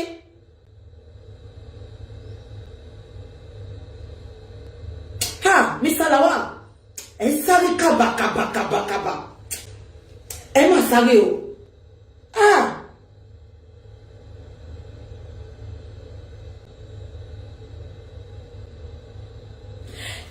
Ẹnìkan sọ pé issue òun ni Lizzie requesting for DNA. Ṣé Lizzie tó request fún DNA, Mr. Lawal ló máa sọ pé kó lọ ṣe bẹ́ẹ̀. Mọ́kùnrin ni. Bí Lizzie ti ń fura, Mr. Lawal sọ pé Ọlọ́run ìwọ lọ ṣe show kó sọ pé kó gbé DNA wá. Etiquette kan tí mo sọ. Gbogbo DNA tí Mr. Lawal tí Lizzie ń béèrè fún yẹn, Mr. Lawal ló wá ní kí Lizzie lọ ṣe bẹ́ẹ̀. Ọkùnrin burú gan, ọkùnrin burú. Ó máa manipulate. Bí Lizzie ti ń challenge ẹnu lé pé hey ìwọ ọkùnrin a ní Ọlọ́run mo mọ̀ kọ́kọ́ ìwọ lọ ṣe ṣòkò sọ pé ẹ̀tọ́ bá bí dánú ọkọ mú DNA wá gbogbo nǹkan tí Lizzie ń ṣe yẹn kò ń ṣe Lizzie ọkùnrin lọ́wọ́ bá ti kó lọ ṣe. That is why I'm telling Lizzie please don't come out and make any video again. Go and face your princess. Mr. Lawal jẹ́ kó lọ sort shit out òun ni Lawal yàtọ̀ sí Lizzie gbogbo yẹn ti rí sí inú mi dùn káṣírí tú sáyé tí kò sẹ́ni tó lè fẹ́ cash cruise gbogbo yẹn ti rí pé onífẹ̀ẹ́ Mr. Lawal dẹ̀ fọ́nbù olè ló wá jà àbí kò yẹ yín.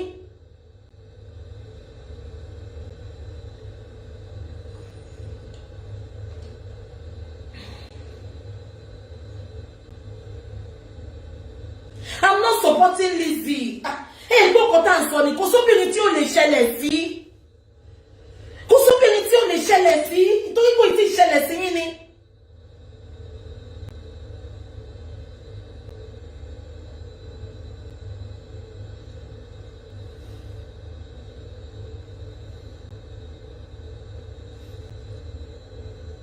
Kò sẹ́ni tí ò lè ṣẹlẹ̀ sí. I'm not supporting her. Me supporting Lizzie. Ẹlòmíì ó lè ti fẹ́ single guy kó má rí fẹ́ kó jẹ́ pé married man ló ti má rí fẹ́. Mr. Lawal kọ́ ló jẹ́ wèrè ló jẹ́ kà lójú lè alátẹnujẹ. She will. Hey, my sister, when there is love, you can't use common sense, my sister. Lizzie will not come out again. I can assure you that. Till Lizzie bá jáde, èmi kọ́ máa jáde fún. Èmi kọ́ máa ṣe show fún.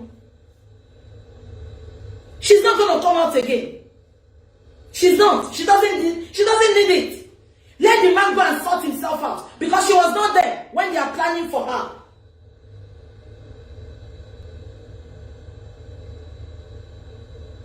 She was not there. Come about Dasi. Lizzie má Dasi mọ́. Lizzie má Dasi mọ́. Jẹ́ kí Mr. Lawal lọ sort her out. Ìwọ kọ́ ló ń bú. And if anybody come out for you, let them come out for you. Or if I don't swear in bed. She won't. If she come out, I will come out for her. Take me for my word. I feel like I'm busy. If she come out again to defend anything, I have told her, don't come and defend anything. You don't need it. Because the more you are coming out, oh, my God, I know a girl here. Àmọ́ recording tó ìwà lọ́wọ́ girl yẹn àmọ́ nǹkan tí mi ní fẹ́ kọ́rọ̀ ìwà messy jù báyìí lọ.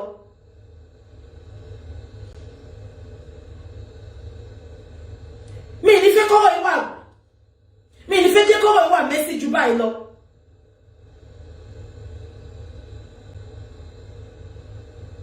She won't come out. She should just leave it the way it is. She won't come out. I've told her, if she come out, I will come out for her. Èmi gangan ni máa wá bọ́ta máa wá bá sọ̀rọ̀.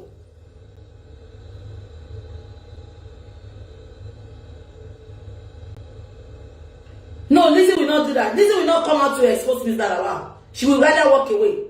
She won't come out. She won't come out. Exactly. Mr. Lawal is the victim. I'm sorry. Lizzy Anjorin is the victim. All of them try to Mr. Lawal. Orí ọmọ tuntun àti ọlá inú continue Lizzy by Mr. Lawal go. No, she won't come out. Why will she come out? She can't come out. Please. She doesn't need to come out. She's out. She's not out. She can't come out, sis. No, she doesn't need it. She's not a spokesperson. She was a spokesperson when she doesn't know that all this was happening. Hey, gbọ́dọ̀ yẹn ni. Ẹ lọ gbọ́dọ̀ yẹn lọ́dọ̀ sọ́jọ́ lọ́wọ́ gbogbo. Kẹ lọ gbọ́ lọ́dọ̀ Mọ́mì Aláṣọ Àdúrà. Audio yẹn wà disappointing. Ó wà disappointing. Ó banú mi jẹ́ látàárọ̀ ni. Inú mi ò dùn, inú mi bàjẹ́ ni. Pé kí táwọn ọkùnrin ṣe rí báyìí, kí ni ó fẹ́ ṣe láti tẹ́ ọkùnrin lọ́rùn? Àwọn audio yẹn ò dáa. Kí ló tún fẹ́ bọ́ta, kí defend wo ló fẹ́ wá defend? Kí Mr. Lawal bọ́ta kó wá defend ara ẹ̀. Don't come out for him. He's a lie. He's lying. All what he's telling you is lying. And now not Lizzy yìí ṣe chat. Ó ti pe Fọlá, ẹ wo bó ṣe bá Fọlá sọ̀rọ̀ with soft voice, with bedroom voice. And tó bá kó bọ́ta kó wá sọ pé òun ò dó Fọlá.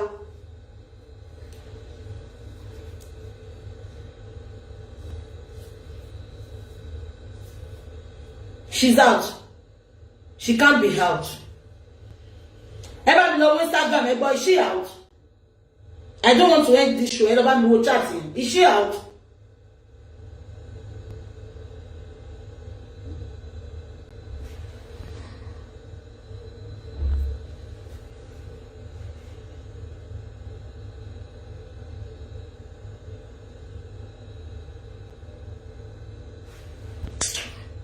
Sister Mopelola, I will do it for anybody. I will do it for anybody. Kódà. Ọ̀rọ̀ yẹn ó ti sú mi, ó sú mi. Ó sú mi. Ọkùnrin burú. Lórí pé èèyàn fẹ́ ládé orí. Lórí pé èèyàn fẹ́ ládé orí. Ẹ wo nǹkan tí Mr. Lawal wá sọ ọmọ lọ́mọdà. Lizzy is very okay. She was doing well. She's a well-respected lady. She's a well-respected lady. Oko sínú ayé náà, gbà tó wọnú ayé náà ní gbogbo nǹkan bẹ̀rẹ̀ sí ní rí bákan. Exactly. She won't come out. Because it's going to be very messy. Very messy. Because Lizzy tó ń jáde, ọkùnrin yẹn parọ́ fún Lizzy ni. But Lizzy ò mọ̀ nǹkan tó wà lọ́wọ́ ọmọ yẹn. Ṣé wọ́n pé show tí Lizzy ṣe lánàá, òun ló mọ́ ọmọ yẹn lọ gbé gbogbo kíní yẹn fún Bọ̀dá Sọjí àti Mọ́mì Aláṣọ Àdúrà.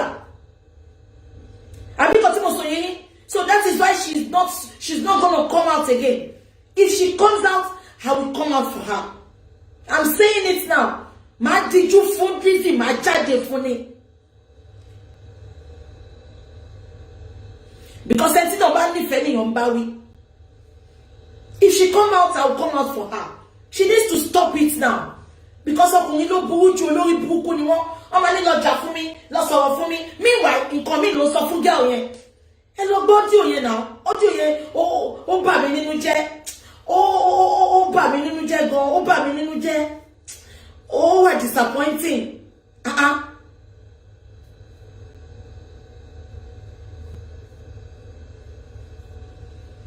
It's very unfortunate.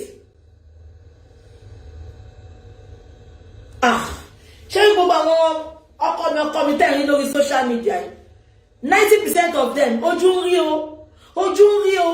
Ẹjọ́ yín tẹ́ wá ní ọkọ. Don't cover anything o. Ẹ̀yin tẹ́ dẹ̀ fẹ́ náà Ọlọ́run á yàn fún yín o. Ọlọ́run á yàn fún yín o. Ọkùnrin ló burú jù o. Ẹ ní gbégbélégún lórúkọ Jésù. Ẹ ní ṣìgbé. Ọkùnrin tó bá because Mr. Lawal yìí ọ̀tá Lizzy ni. Tó bá ti gbowó lọ́wọ́ ìtàn, ìjọ tó bá rí pàṣírí fẹ́ tú sí Lizzy lọ́wọ́, ó máa pa Lizzy ni. Ó máa plan fún Lizzy ni. Èmi mọ̀ dáadáa. Bọ́kùnrin bọ́ ṣe rí nìyẹn. Ṣáà Ìbàdàn lójú àánú ni. Àbáwọn kọ́lá wo lórí social media.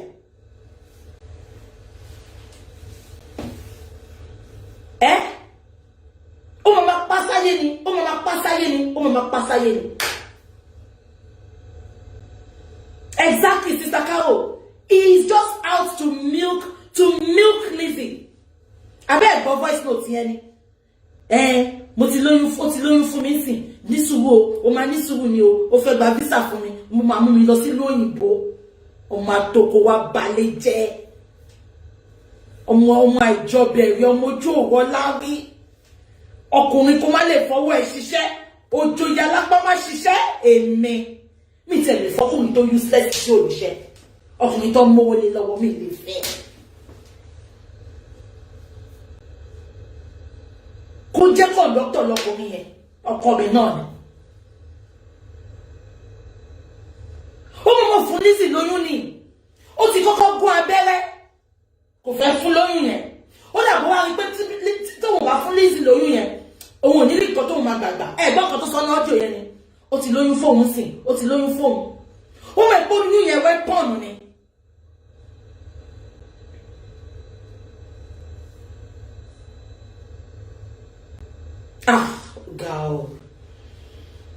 Ó ga o. Ọkùnrin máa bòwò o. Ẹ wo bí Lizzy ṣe máa ń ṣe. Ẹ wo àwọn tó fi ń sáàbò oúnjẹ fún. Àwọn táwọn ìwọ̀n tí wọ́n kò fi jẹun rí. Ó máa jókòó àfi kó máa jàmàlà, kó máa jẹja tútù. Ẹ má jẹ́ tí break table. Tí Lizzy bá bọ́ta, tó bá bọ́ta pẹ́rẹ́. Kò ní ṣe wẹ́rùn.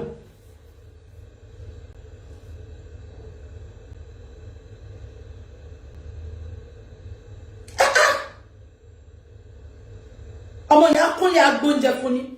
Àríkẹ́ náà máa dín dòdò á máa dẹ́yìn. Àríkẹ́ máa dín dòdò á máa dẹ́yìn. Dádì. Àgbàyà. Lizzy loves the guy genuinely. Exactly. Lizzy loves him genuinely. Ṣùgbọ́n wọn love Lizzy. Owó tó wá milk Lizzy ni. He doesn't love Lizzy.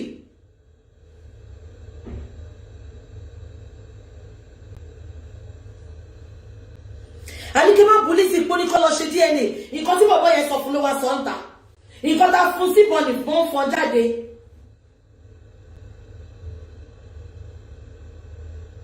Mi ní fóònù méjì ń bí báyìí. Mi ní fóònù méjì ń bí báyìí. But ẹ lọ wo voice note ẹ lọ́dọ̀ Sọjí Ọlọ́wọ́ Gbọgbọrọ 2 àbí Mọ́mí Abímpé Aláṣọ Àdúrà. That is another thing. Èyàn kan sọ pé àwọn obìnrin máa ń fi pa wọn lè ra ọkùnrin pẹ̀lú owó. Ẹni ọkùnrin tẹ́ bá ń fún lówó sẹ́, ọkùnrin ò rí yín bí ìyàwó. Ọkùnrin yẹn máa ń rí yín bí ìyá àwọn. Ìyá mi ló máa pè yín. Ìyá mi. Gbogbo ẹni tẹ́ máa náwó fọ́kùnrin ẹ lọ máa notice. Ọkùnrin tẹ́ bá náwó fún ìyá mi. Ṣé àwọn tẹ́ ìnáwó fún yẹn? Obìnrin tí kò náwó fún ẹ, òun náà máa kúlé lórí. Ṣùgbọ́n wọn tó náwó fún wọn pé káṣírí wọn lè bò yẹn. Wọn ò ní lé àsìyàwó mọ́. Wọn ò ní lè fọwọ́kàn ẹ̀ mọ́. Wọn ò ní fẹ́ máa bẹ́ẹ̀ sùn mọ́. Because ó rí mother figure. Ẹ jẹ́ nǹkan bí nǹkan ṣe mí. Ó rí mother figure bí ọ̀hún bó ṣe máa ń rí father figure. Ó ti rí mother figure lára ẹ. Kò ní fẹ́ súnmọ́ ẹ. Kò ní fẹ́ bẹ́ẹ̀ sùn dáadáa mọ́. Kò ní fẹ́ ṣe fún ẹ bí ìyàwó. Because bó ṣe ń tọ́jú ẹ̀ tó ń fún lówó yẹn. Ó ti rí mother figure lára ẹ. Kò sí nǹkan tó máa ṣe Lizzy. Mr. Lawal ti kọwọ́ ẹ̀bọ jòǹgbò. Ó gbọ́dọ̀ fẹ́ Lizzy ni. Tó bá dẹ̀ fẹ́ lọ kó máa lọ, èèyàn kan ló máa fìyàn kan lẹ̀. It's not gonna be the first and it's not gonna be the last. Téèyàn bá ti dé bus stop èèyàn yìí máa try náà ni. Nothing is gonna happen to Lizzy. She's fine. She's very okay. Nothing. She's fine. She will deal with it. That is her whole. Inú ilé wọn ló máa ti ṣe yẹn. Kò ní ìdíkó bàtà kó wá sọ fún wa. She knows how to sort everything out. She knows how to sort everything out. I don't have the voice notes. Ó wà ní Ọlọ́wọ́ Gbọgbọrọ àti ọ̀dọ̀ Mọ́mí Aláṣọ Àdúrà. Abẹ́ ẹ̀gbọ́n kan tí Mr. Lawal sọ ni. Fọlá pa òbú ẹ mọ́ o. Fọlá pa òbú ẹ mọ́ o. Ó ní kéèyàn kan máa dò Fọlá. She's fine. Ọmọ Johnny, she's fine.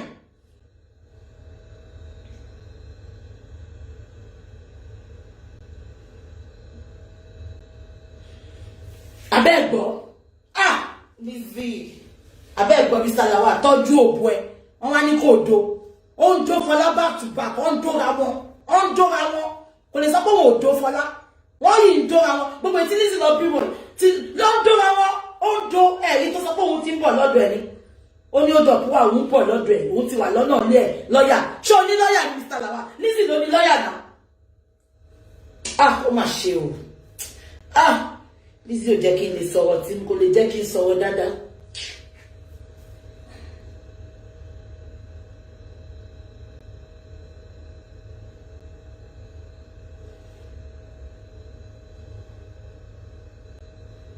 Lizzy ni èèyàn kan sọ pé ta ni mo fi kó initiate marriage registry yẹn Lizzy ni it is Lizzy my sister. Do you know why I said it's Lizzy? Lizzy náà mo máa fura ẹ jẹ́ kí n sọ kíkọ́ fún yín pẹ̀lú àwọn obìnrin a máa ń rí red light but a máa ń ignore red light yẹn. Bí Lizzy ṣe wà yẹn kò lè sọ fún mi pé òun ò ní máa rí tracy náà pé o lè ní bọ̀bọ̀ yìí àbí kò yẹ yín kò sí bákùnrin ṣe lè perfect tó obìnrin náà lóbìnrin máa jẹ́ ṣóyẹ yín Lizzy náà ti rí pé bọ̀bọ̀ yìí anyway ìtọ́lá lọ ṣe sọ pé káwọn lọ ṣe sí registry àbí kò yẹ yín ìtọ́lá lọ sọ pé káwọn lọ sí registry but èèyàn fún yàn ní òrùka kò sọ pé kó má fi ẹ̀lẹ̀ ó fún ẹ lóòrùka kò sọ pé ó love ẹ ẹ jẹ́ ká fi ọ̀rọ̀ yìí yéra wa ọkùnrin fún ẹ lóòrùka ò sọ pé òun love ẹ ó lè fún ẹ lóòrùka kó dẹ̀ yẹ pé girlfriend ẹ ló love èmi ti rí ọkùnrin tó yẹ pé obìnrin tó bímọ fún kò love ẹ girlfriend ló love ló máa sunkún fún girlfriend tí girlfriend ẹ bá gbé fún ọmọ máa sunkún ó dẹ̀ níyàwó lé.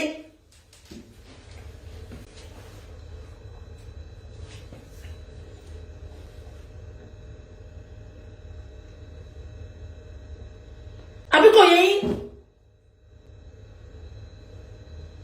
ní ṣìgbé lórúkọ Jésù.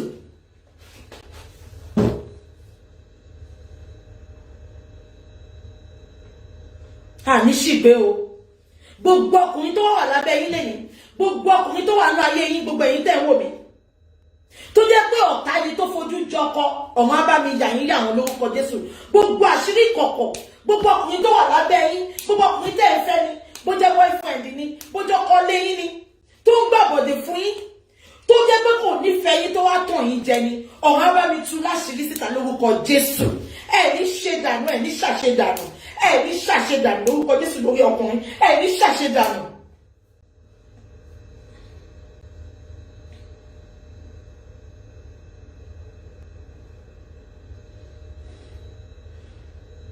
Because mo mọ̀ pé nǹkan tó ṣẹlẹ̀ sí Lizzy, ó ṣẹlẹ̀ sí lot of people. Ọkùnrin yẹn ó máa da gbogbo family yẹn rú ni. Obìnrin mi gan kò ní bá wọn ìyá ẹ̀ sọ̀rọ̀ ìtorí ọkùnrin yẹn dẹ̀ ń play game ni. Exactly, Sister Gloria Bolaji. Planu Mr. Lawal ni láti jogun Lizzy. Ẹgbọ́n kan sí Lizzy sọ lánàá ni. Kí la gbé kí la jù tó máa lọ ní òfowókọ àwọn ọmọ Mr. Lawal sínú wíìlì ẹ. Mr. Lawal ó ti tíṣẹ́ sí lórí débẹ̀ ni.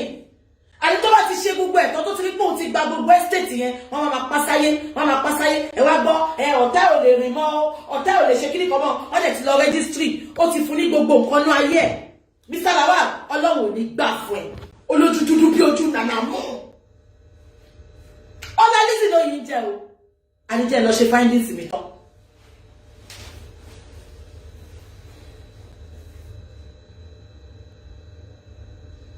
Ẹ ní the voice note yẹn. Okay, màá jáde later nìyẹn. Ó wà lọ́dọ̀ Mr. Soji olówó gbọgbọrọ. Ó dẹ̀ wà lọ́dọ̀ Mumi Aláṣọ Àdúrà. Ẹ ní ṣìgbé o. It is better to be happily single than unhappily married. Ṣé gbogbo àwọn wèrè couple tẹ́ rí kiri yẹn? Inú wọn ò dúró. Nǹkan tójú ń rí. Nǹkan tójú àwọn couple yẹn rí. But just because of the social media, because of the gram, because of Facebook, wọ́n ní ṣáàjẹ́ ká máa ṣe.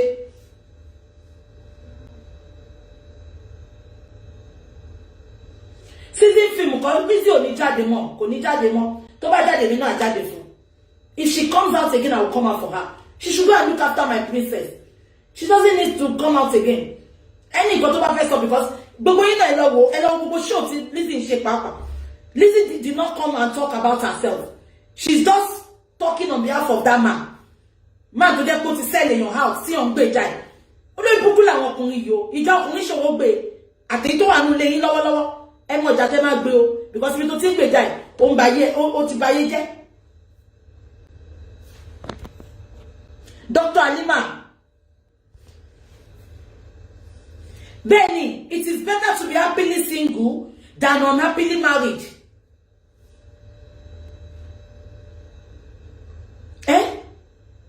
Ẹ̀yin wèrè iná dẹ̀ ni. Ìgbà wo ló máa marry? Ìgbà wo ló máa marry? Ìgbà wo ló máa marry? Ṣèbí èèyàn kan náà ti wá sọ́dọ̀ mi lẹ́yìn tó sọ pé ìgbà wo ló máa marry? Olóṣì tí ìyá àti bàbá ẹ̀ bá ti kú ni máa marry olórí burúkú.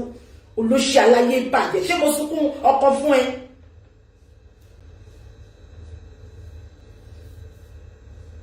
Olófo.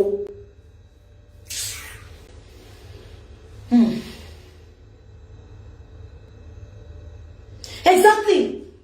All she said yesterday, she was just defending Mr. Lawal. Mr. Lawal. Exactly, Sister Carol. Mr. Lawal pushed Lizzy to go and do that video. Because I was seeing his comments on that chat.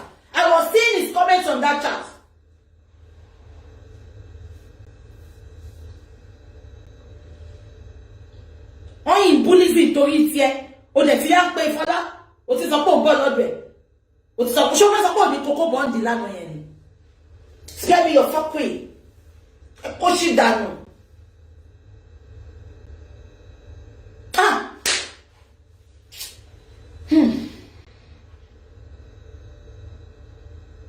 Mr. Lawal, this is just a piece of the iceberg. That's why I'm telling Lizzy not to come out. Tí Fọlá bá tún gbé voice note kọ́kọ́ jáde, tó jẹ́ pé it is not in your favor. I will come out for you finally. Ma gbójú mi síta. Mr. Lawal, ṣé gbọ́ abẹ́ down.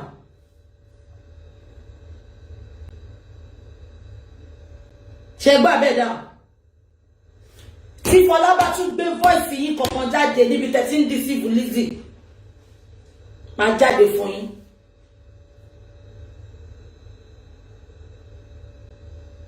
Exactly. Sister Mogioni said, but come to think of it, why is the wife recording husband?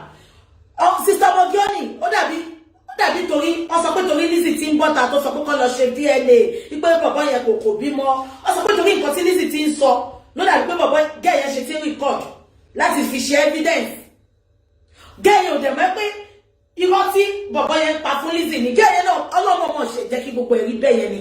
Sister Mogioni, Ọlọ́run mọ̀ jẹ́ kí gbogbo ẹ̀rí bẹ́ẹ̀ because Ọlọ́run fẹ́ kí Lizzy ṣàṣe dànù.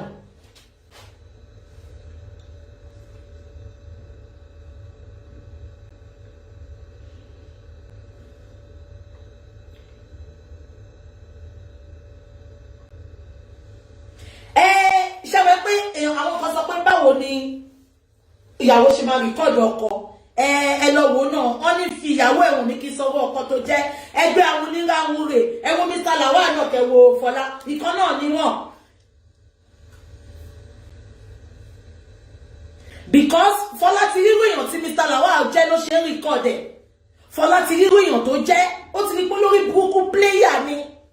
Ó lè fẹ́ mú yẹn dání kó fi ṣe evidence bí á fún Lizzy lọ́jọ́ iwájú. Ó lè jẹ́ Fọlá náà fẹ́ fi yẹn náà gbowó lọ́wọ́ Lizzy ni. Àbí kan tí mo sọ yẹ yín. So Fọlá náà máa ní reason tó ṣe record ọkọ ẹ̀. Because tí Fọlá bá record lẹ́yìn tó bá jẹ́ kó kàn fẹnu sọ ni. Gbogbo eléyìí ànímọ̀ náà Mr. Lawal jẹ́ máa tọ́ Lizzy pa ni. Ó máa tọ́ tó máa fi pa ni.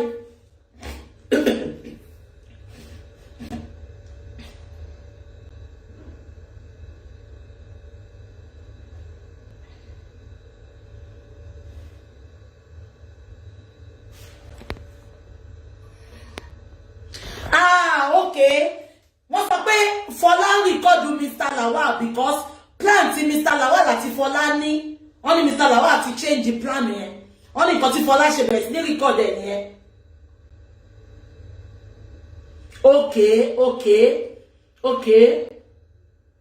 Okay.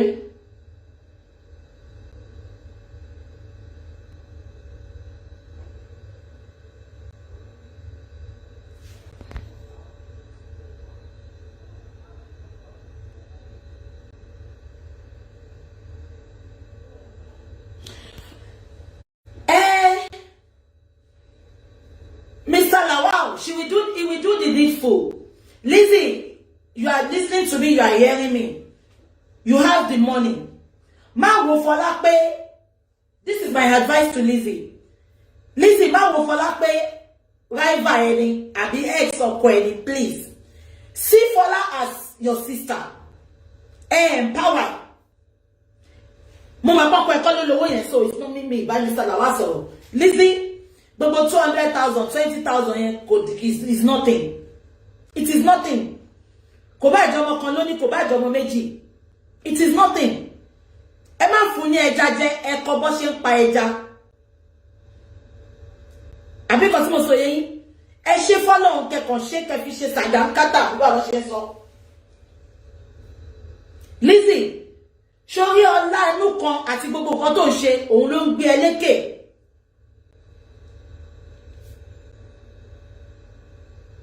Àbí kò tí mo sọ yẹn. Nǹkan tí mo sọ nìyẹn, ẹnìkan sọ pé they might plan to kill Lizzie. Honestly, tí Lizzie ò bá ṣọ́ra, nǹkan mi ló máa ṣẹlẹ̀ o. Inú èmi dùn tí gbogbo àṣírí ìtú síta. They might plan to kill her, yes. Because bí Mr. Lawal ṣe wà yẹn, kàkà kékú má jẹ sèse á fi ṣàwàdànù ló máa fi ṣe. Because ó ti tọ́ ilé ọlá wò, ó ti rí pé ilé ọlá dùn, kò dẹ̀ ní fẹ́ lose inú ilé bẹ́ẹ̀ yẹn. So ó máa ṣe anything láti fi hold on sínú ilé yẹn.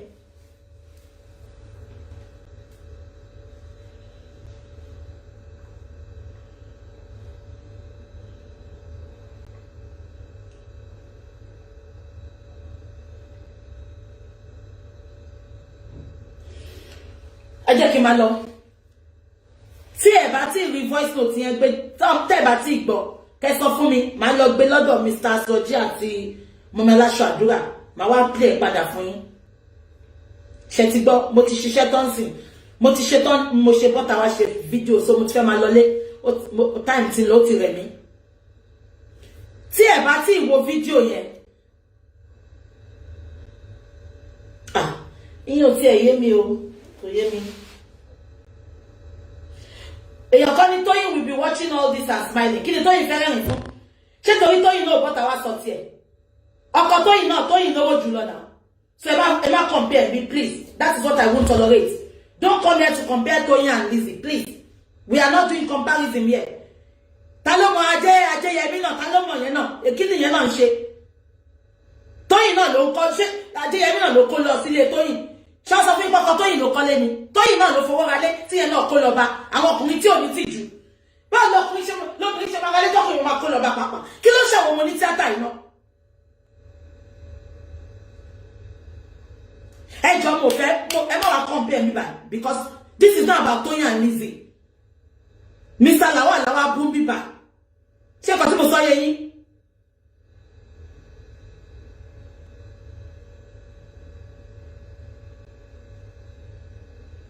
Mr. Lawal boom me by. So don't compare Tóyìn pé inú Tóyìn máa dùn sí nǹkan tó ń ṣẹlẹ̀. We are not talking about Tóyìn. And ilé tí Tóyìn gbé náà, ọkọ ẹ̀ náà ló kọ́ lọ bá. So gbogbo wọn ò ní tìjú náà ni. Oníkálùkù ló ní tiẹ̀ lọ́wọ́. The fact pé kò ṣẹlẹ̀ síta, ẹ̀yin tẹ́ ń comment yìí náà, gbogbo yín náà lẹ́ni tí yín lọ́wọ́. Gbogbo yín náà ló ń ṣẹlẹ̀ sí. The fact pé yóò bá ta wá sọ, kò sọ pé kò ṣẹlẹ̀. No marriage is rosy, but be truthful in your marriage. Be honest in your marriage. Am I communicating? No marriage is rosy.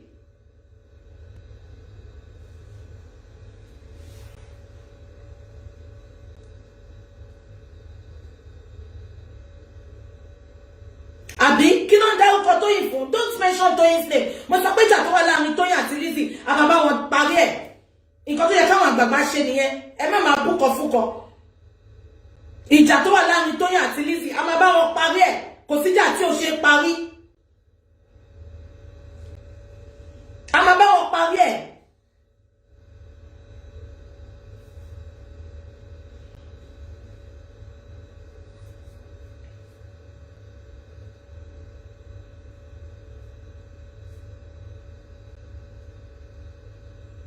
Exactly. Bí ṣe wà náà, èmi náà ní tèmi. Gbogbo wa la ní tiwa. Gbogbo ẹ̀yin tẹ́ ń condemn, tẹ́ ń ṣe ṣe gbogbo yín lẹ́ni tí àdúrà ni gbogbo wa ń gbà. No marriage is rosy.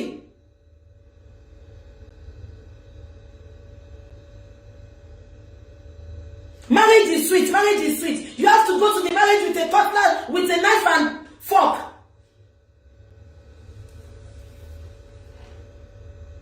Àbí kò tí mo sọ yín. Àná bàbá wọn parí ẹ fi já wọn lẹ̀ bàbá wọn parí ẹ̀. Ṣé o pé tí wọ́n bá jàjà ilé ìtọ́ ń jà ìsìn tí Lizzy ò bá bọ́ta àṣírí Mr. Lawal ò ní tú. Abẹ́ ẹ̀ mọ̀ bẹ́ẹ̀. Àtorí nǹkan ṣe kọ́ lọ lọ́hùn.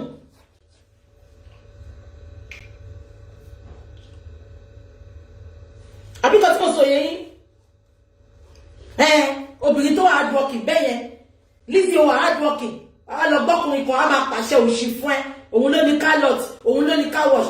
Lizzy ló ní gbogbo ẹ̀ kò ṣe tiẹ̀. Kò ṣe tiẹ̀ nítorí tó bá lọ ṣọ́bọ̀ tó bá ṣe Lizzy ní kà lọ́la. Kí gbogbo yín tètè máa gbọ́ kò ṣe tiẹ̀ o. Tí Lizzy bá ti fi sínú wíìlì, ẹ jẹ́ lọ bá mi pé Lizzy bí tó ti máa gbọ́. Ẹ jẹ́ ká lọ pé ọba Ọ̀yọ́. Kó bá wa bá Lizzy sọ̀rọ̀ kó lọ yọ gbogbo orúkọ ẹ̀ nínú wíìlì. Ó máa pa Lizzy ni.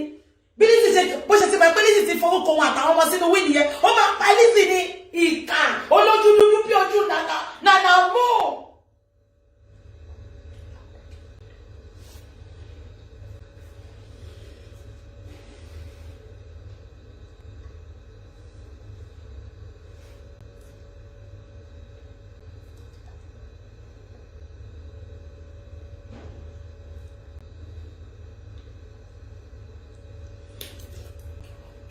Àwọn olóṣì ọkùnrin ó lè ní gbogbo wọn. Wọ́n máa ti wọṣọ, wọ́n máa ti múra. Ó lè ní wọ́n. Gbogbo ẹ̀yin tẹ́ ń wò mí náà, àwọn ọkọ yín náà máa wà nínú wọn. Oh, Bobby J mo ti sọ̀rọ̀. Father doesn't need to be begging around. Lizzy, if you can empower her, empower her. Òun náà dojú tira ẹni. Ojú tí ọ̀rẹ́ mi ojú òtì ni. Gbogbo wa lójú jọ tì. Fọlá, stop begging. Stop begging. Mr. Lawal, do the needful. Do the needful. Oh, lè sọ pé kí Fọlá jókòó síbi kan, kó wá níbi kan, kó máa jàmàlà, kó máa jẹ tọ́kí, kó máa jẹ tútù, kó máa tọ́jú àwọn ọmọ tó bí sílẹ̀. Do the needful. Empower Fọlá, give her money. You don't need to pay for her rent. Set her up. Let her go and start business. Jẹ́ kó lọ ṣe business so that kò ní wá máa bẹ́ẹ̀ mọ́, because tó bá tún lọ bóbìnrin mi lẹ́yìn, ó tún máa wá disturb ẹ̀ ń bẹ̀. If you don't want her to come and disturb you again, do the needful. Empower kó máa ṣiṣẹ́ kó sanwó lé kó sọ, because tí ò bá wọ́n mọ́ ọmọ máa do kiri ni.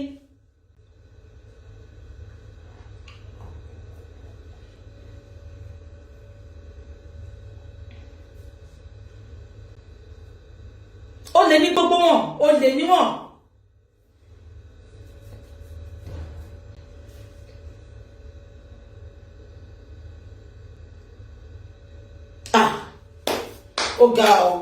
Oh girl. I've told you, Lizzy, don't come out again. Don't come and make any mockery of yourself. Don't come and make any mockery of yourself. Please. Won't say Shonda Lawal. Lizzy, Londa Okokiri. Please. Enough of Ariwo Itito. Go and look after my princess, my goddaughter. Go and look after her. Please. Let Mr. Lawal go and pack his shit. Let him go and pack his shit. Don't come into it. Let him go and talk for himself.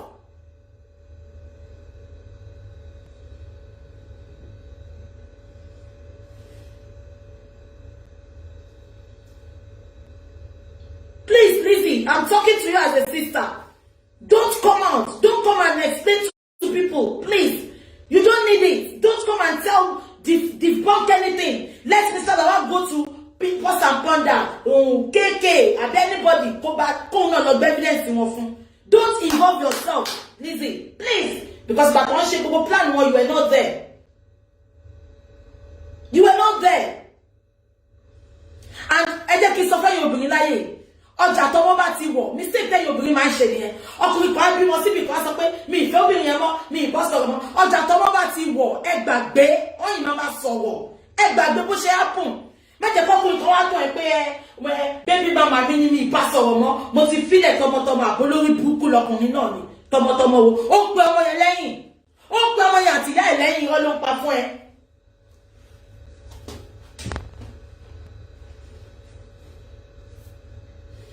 Exactly, Dr. Halima. Don't cover anything for him, Lizzie. Let him sort himself out. He's a stupid fake man. He's fake.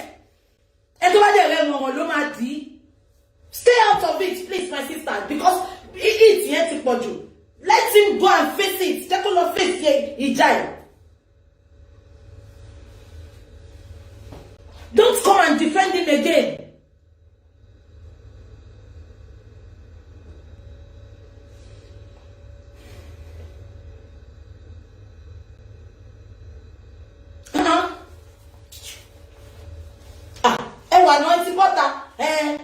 DNA, no, you are not his spokesperson. Let him come out and let him go to any blogger to explain himself. Bisi Wali, Baba Mommy, only ya now. Do me first wife, oh, only ya now. Deni Mumba wa sọ̀rọ̀, Mumba ya we sọ̀rọ̀. Ilé ayé ò parí síbẹ̀. Ilé ayé ò parí síbẹ̀. Ẹ̀yin obìnrin olórí burúkú kan, ọkọ ti bímọ síta. Ẹ máa sọ pé kó má rí ọkọ àwọn ọmọ, kó má lọ rí ọmọ àbó lórí burúkú ni yín ni. Ṣọmọ wa jẹ́ bí igi tọ́ọ̀ ní rí ni. Ẹ máa tọ́ra yín. Ọmọ yẹn yìí máa mú ọ̀pọ̀ ni. Wọ́n ṣe lọ́pọ̀ ẹlòmíì tó bá ń ṣèyàwó. Ọmọ yẹn kò síbi tí bàbá yẹn lè lọ ọmọ yìí lọ pé bàbá àbíyà kó wá jókòó ń jọ. So ẹ má get it twisted. Ọjà tọmọ ti wọ ni. Listen, look at how you are talking yesterday. Àná yẹn náà dẹni bọ̀bọ̀ yìí ti ń pe jẹ́ yẹn. Má jẹ́ kẹ́dà àlàyé kọ́kọ́ gbọ́. Má jẹ́ kẹ́dà àlàyé. Ìwọ ṣe fẹ́ jẹ́ kẹ́dà àlàyé gbọ́. Ẹ̀dà àlàyé wá gbọ́. Ọ̀hún gbọ́ gbogbo ayé. Abiyamọ ayé wá gbọ́ sí.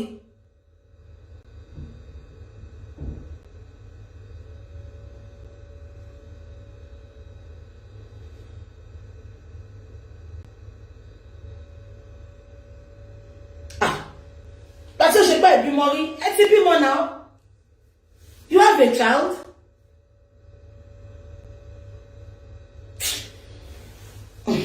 Ó ti sú mi jàre. O kini yẹn affect mi gan. Ẹ máa wò be mi ní nǹkan ṣẹlẹ̀ sí ni. Because tí bá like èèyàn mi like nǹkan máa hot ẹ. Disappointment ni yẹn now. Voice note yẹn ó bà mí nínú jẹ́ gan. Is a sellout, betrayer.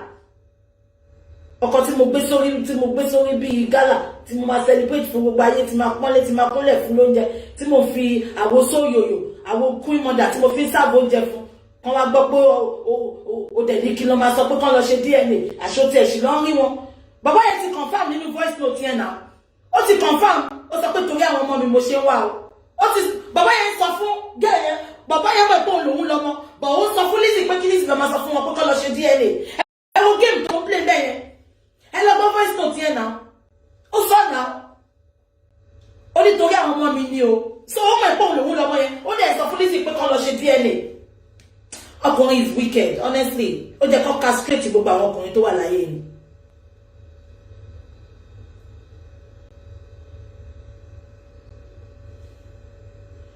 Betrayal of the highest order. Voice note yẹn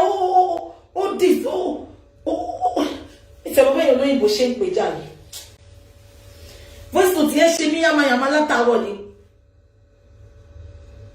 Ẹ wò ó sìn, alẹ́ ló jẹ́ kí n ṣe tọ́bọ̀ mo máa lọ lẹ́sìn, mo ti sọ pé fún máa lọ lé pé ó ara mi ò yá, mo kàn fẹ́ sáré ṣe show yìí ni. And this is a lesson to all women. Nǹkan tiẹ̀ ni. Àwọn ọkùnrin ayé àtijọ́ nìyàn máa ń fẹ́ ju fún ṣe àwọn ọkùnrin tó wà ń tàǹsìn. Jẹ́ kó ní kálukú ṣe tiẹ̀ lọ́tọ̀ọ̀tọ̀ ni. Jẹ́ kó ní kálukú ṣe tiẹ̀ lọ́tọ̀ọ̀tọ̀ yóò sọ pé mi ò lọ́ọ̀bẹ. Nǹkan tí bá lè fi support ẹ̀ máa fi support ẹ̀ ti tiẹ̀ ni kò ń ṣe ti wá. Ẹ wo Lizzy. Nǹkan wà. Gbogbo nǹkan ẹ̀ ló fi orúkọ bọ̀bọ́ yẹn sí. Ìwọ bọ̀bọ́ ilé ló tún wá bí ìtú ẹ̀ báyìí. Ọlọ́run á dáa fún ẹ Mr. Lawal. Mo yìí ṣe findings ni o. Táwọn findings mi bá lọ bọ́ sí. Wo ẹ sáré kàbà.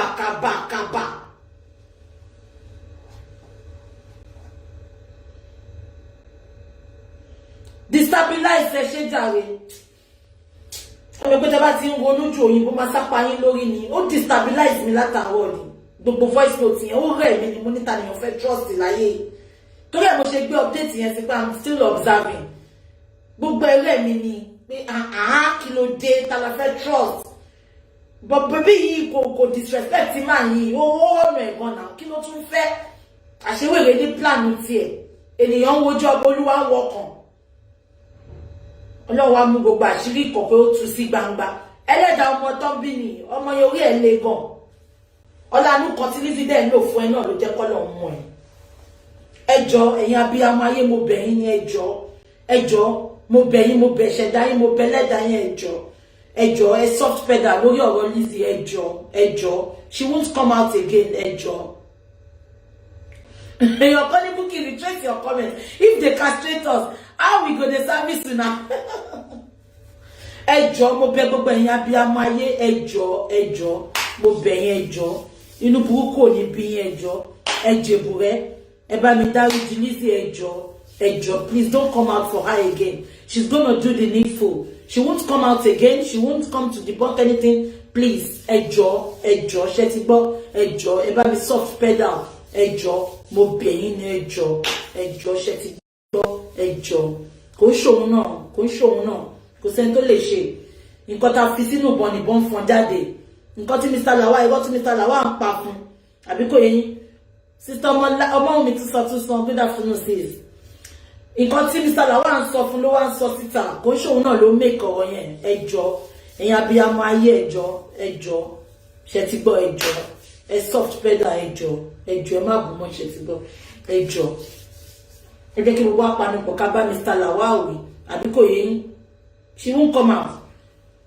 I'm tired now because ọ̀rọ̀ yẹn ó weak mi gan tí bá ti délé ń sìn mo kàn máa wẹ̀ mo máa shower mo máa lọ sùn tó bá ti jáde ẹ̀yin ẹ̀ send ẹ̀ sí mi èmi náà máa jáde lẹ́sẹ̀kẹsẹ̀ ó ti yẹn màá wá máa play chat tó ń ṣe yẹn màá wá máa ṣe show lórí ẹ̀ bí ṣe máa ṣe nìyẹn ṣó ti yẹn tó bá ti jáde kẹ́yìn sọ fún mi màá máa play chat yẹn màá máa ṣe show lórí ẹ̀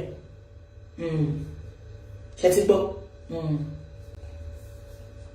ẹjọ́ ṣé ti gbọ́ ẹjọ́ she won't come out she won't ẹ̀ẹ́dùn kò ní jáde she won't what is she coming out to debunk voice ti ọkọ ẹ̀ la gbọ́ yẹn kò ṣàṣe pọ́n doctor voice kò dẹ́ ṣe pọ́n doctor voice Fọlá voice nǹkan tó wà àṣírí kọ̀ọ̀kan lọ́nà bá wa tún sí gbangba yẹn so why will she come out and debunk again?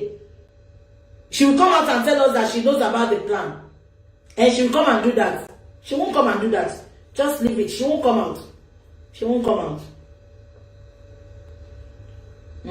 She won't come out. Ẹjọ́ ṣé ti gbọ́. Ẹjọ́ calm down fún. Please. Ìjà tó dẹ̀ wà láàrin òun àti Tóyìn náà. A máa parí ẹ̀ ṣé ti gbọ́. Ẹjọ́ ṣé ti gbọ́. Ẹ ṣé o. Ẹ ṣé. Ẹ jẹ́ kí n délé. Tí n bá délé, sí ẹ̀ bá tí rí voice note yẹn ẹ ṣáà send message sí mi màá jáde later mi lọ bí ṣẹlá lẹ màá jáde later màá play voice note yẹn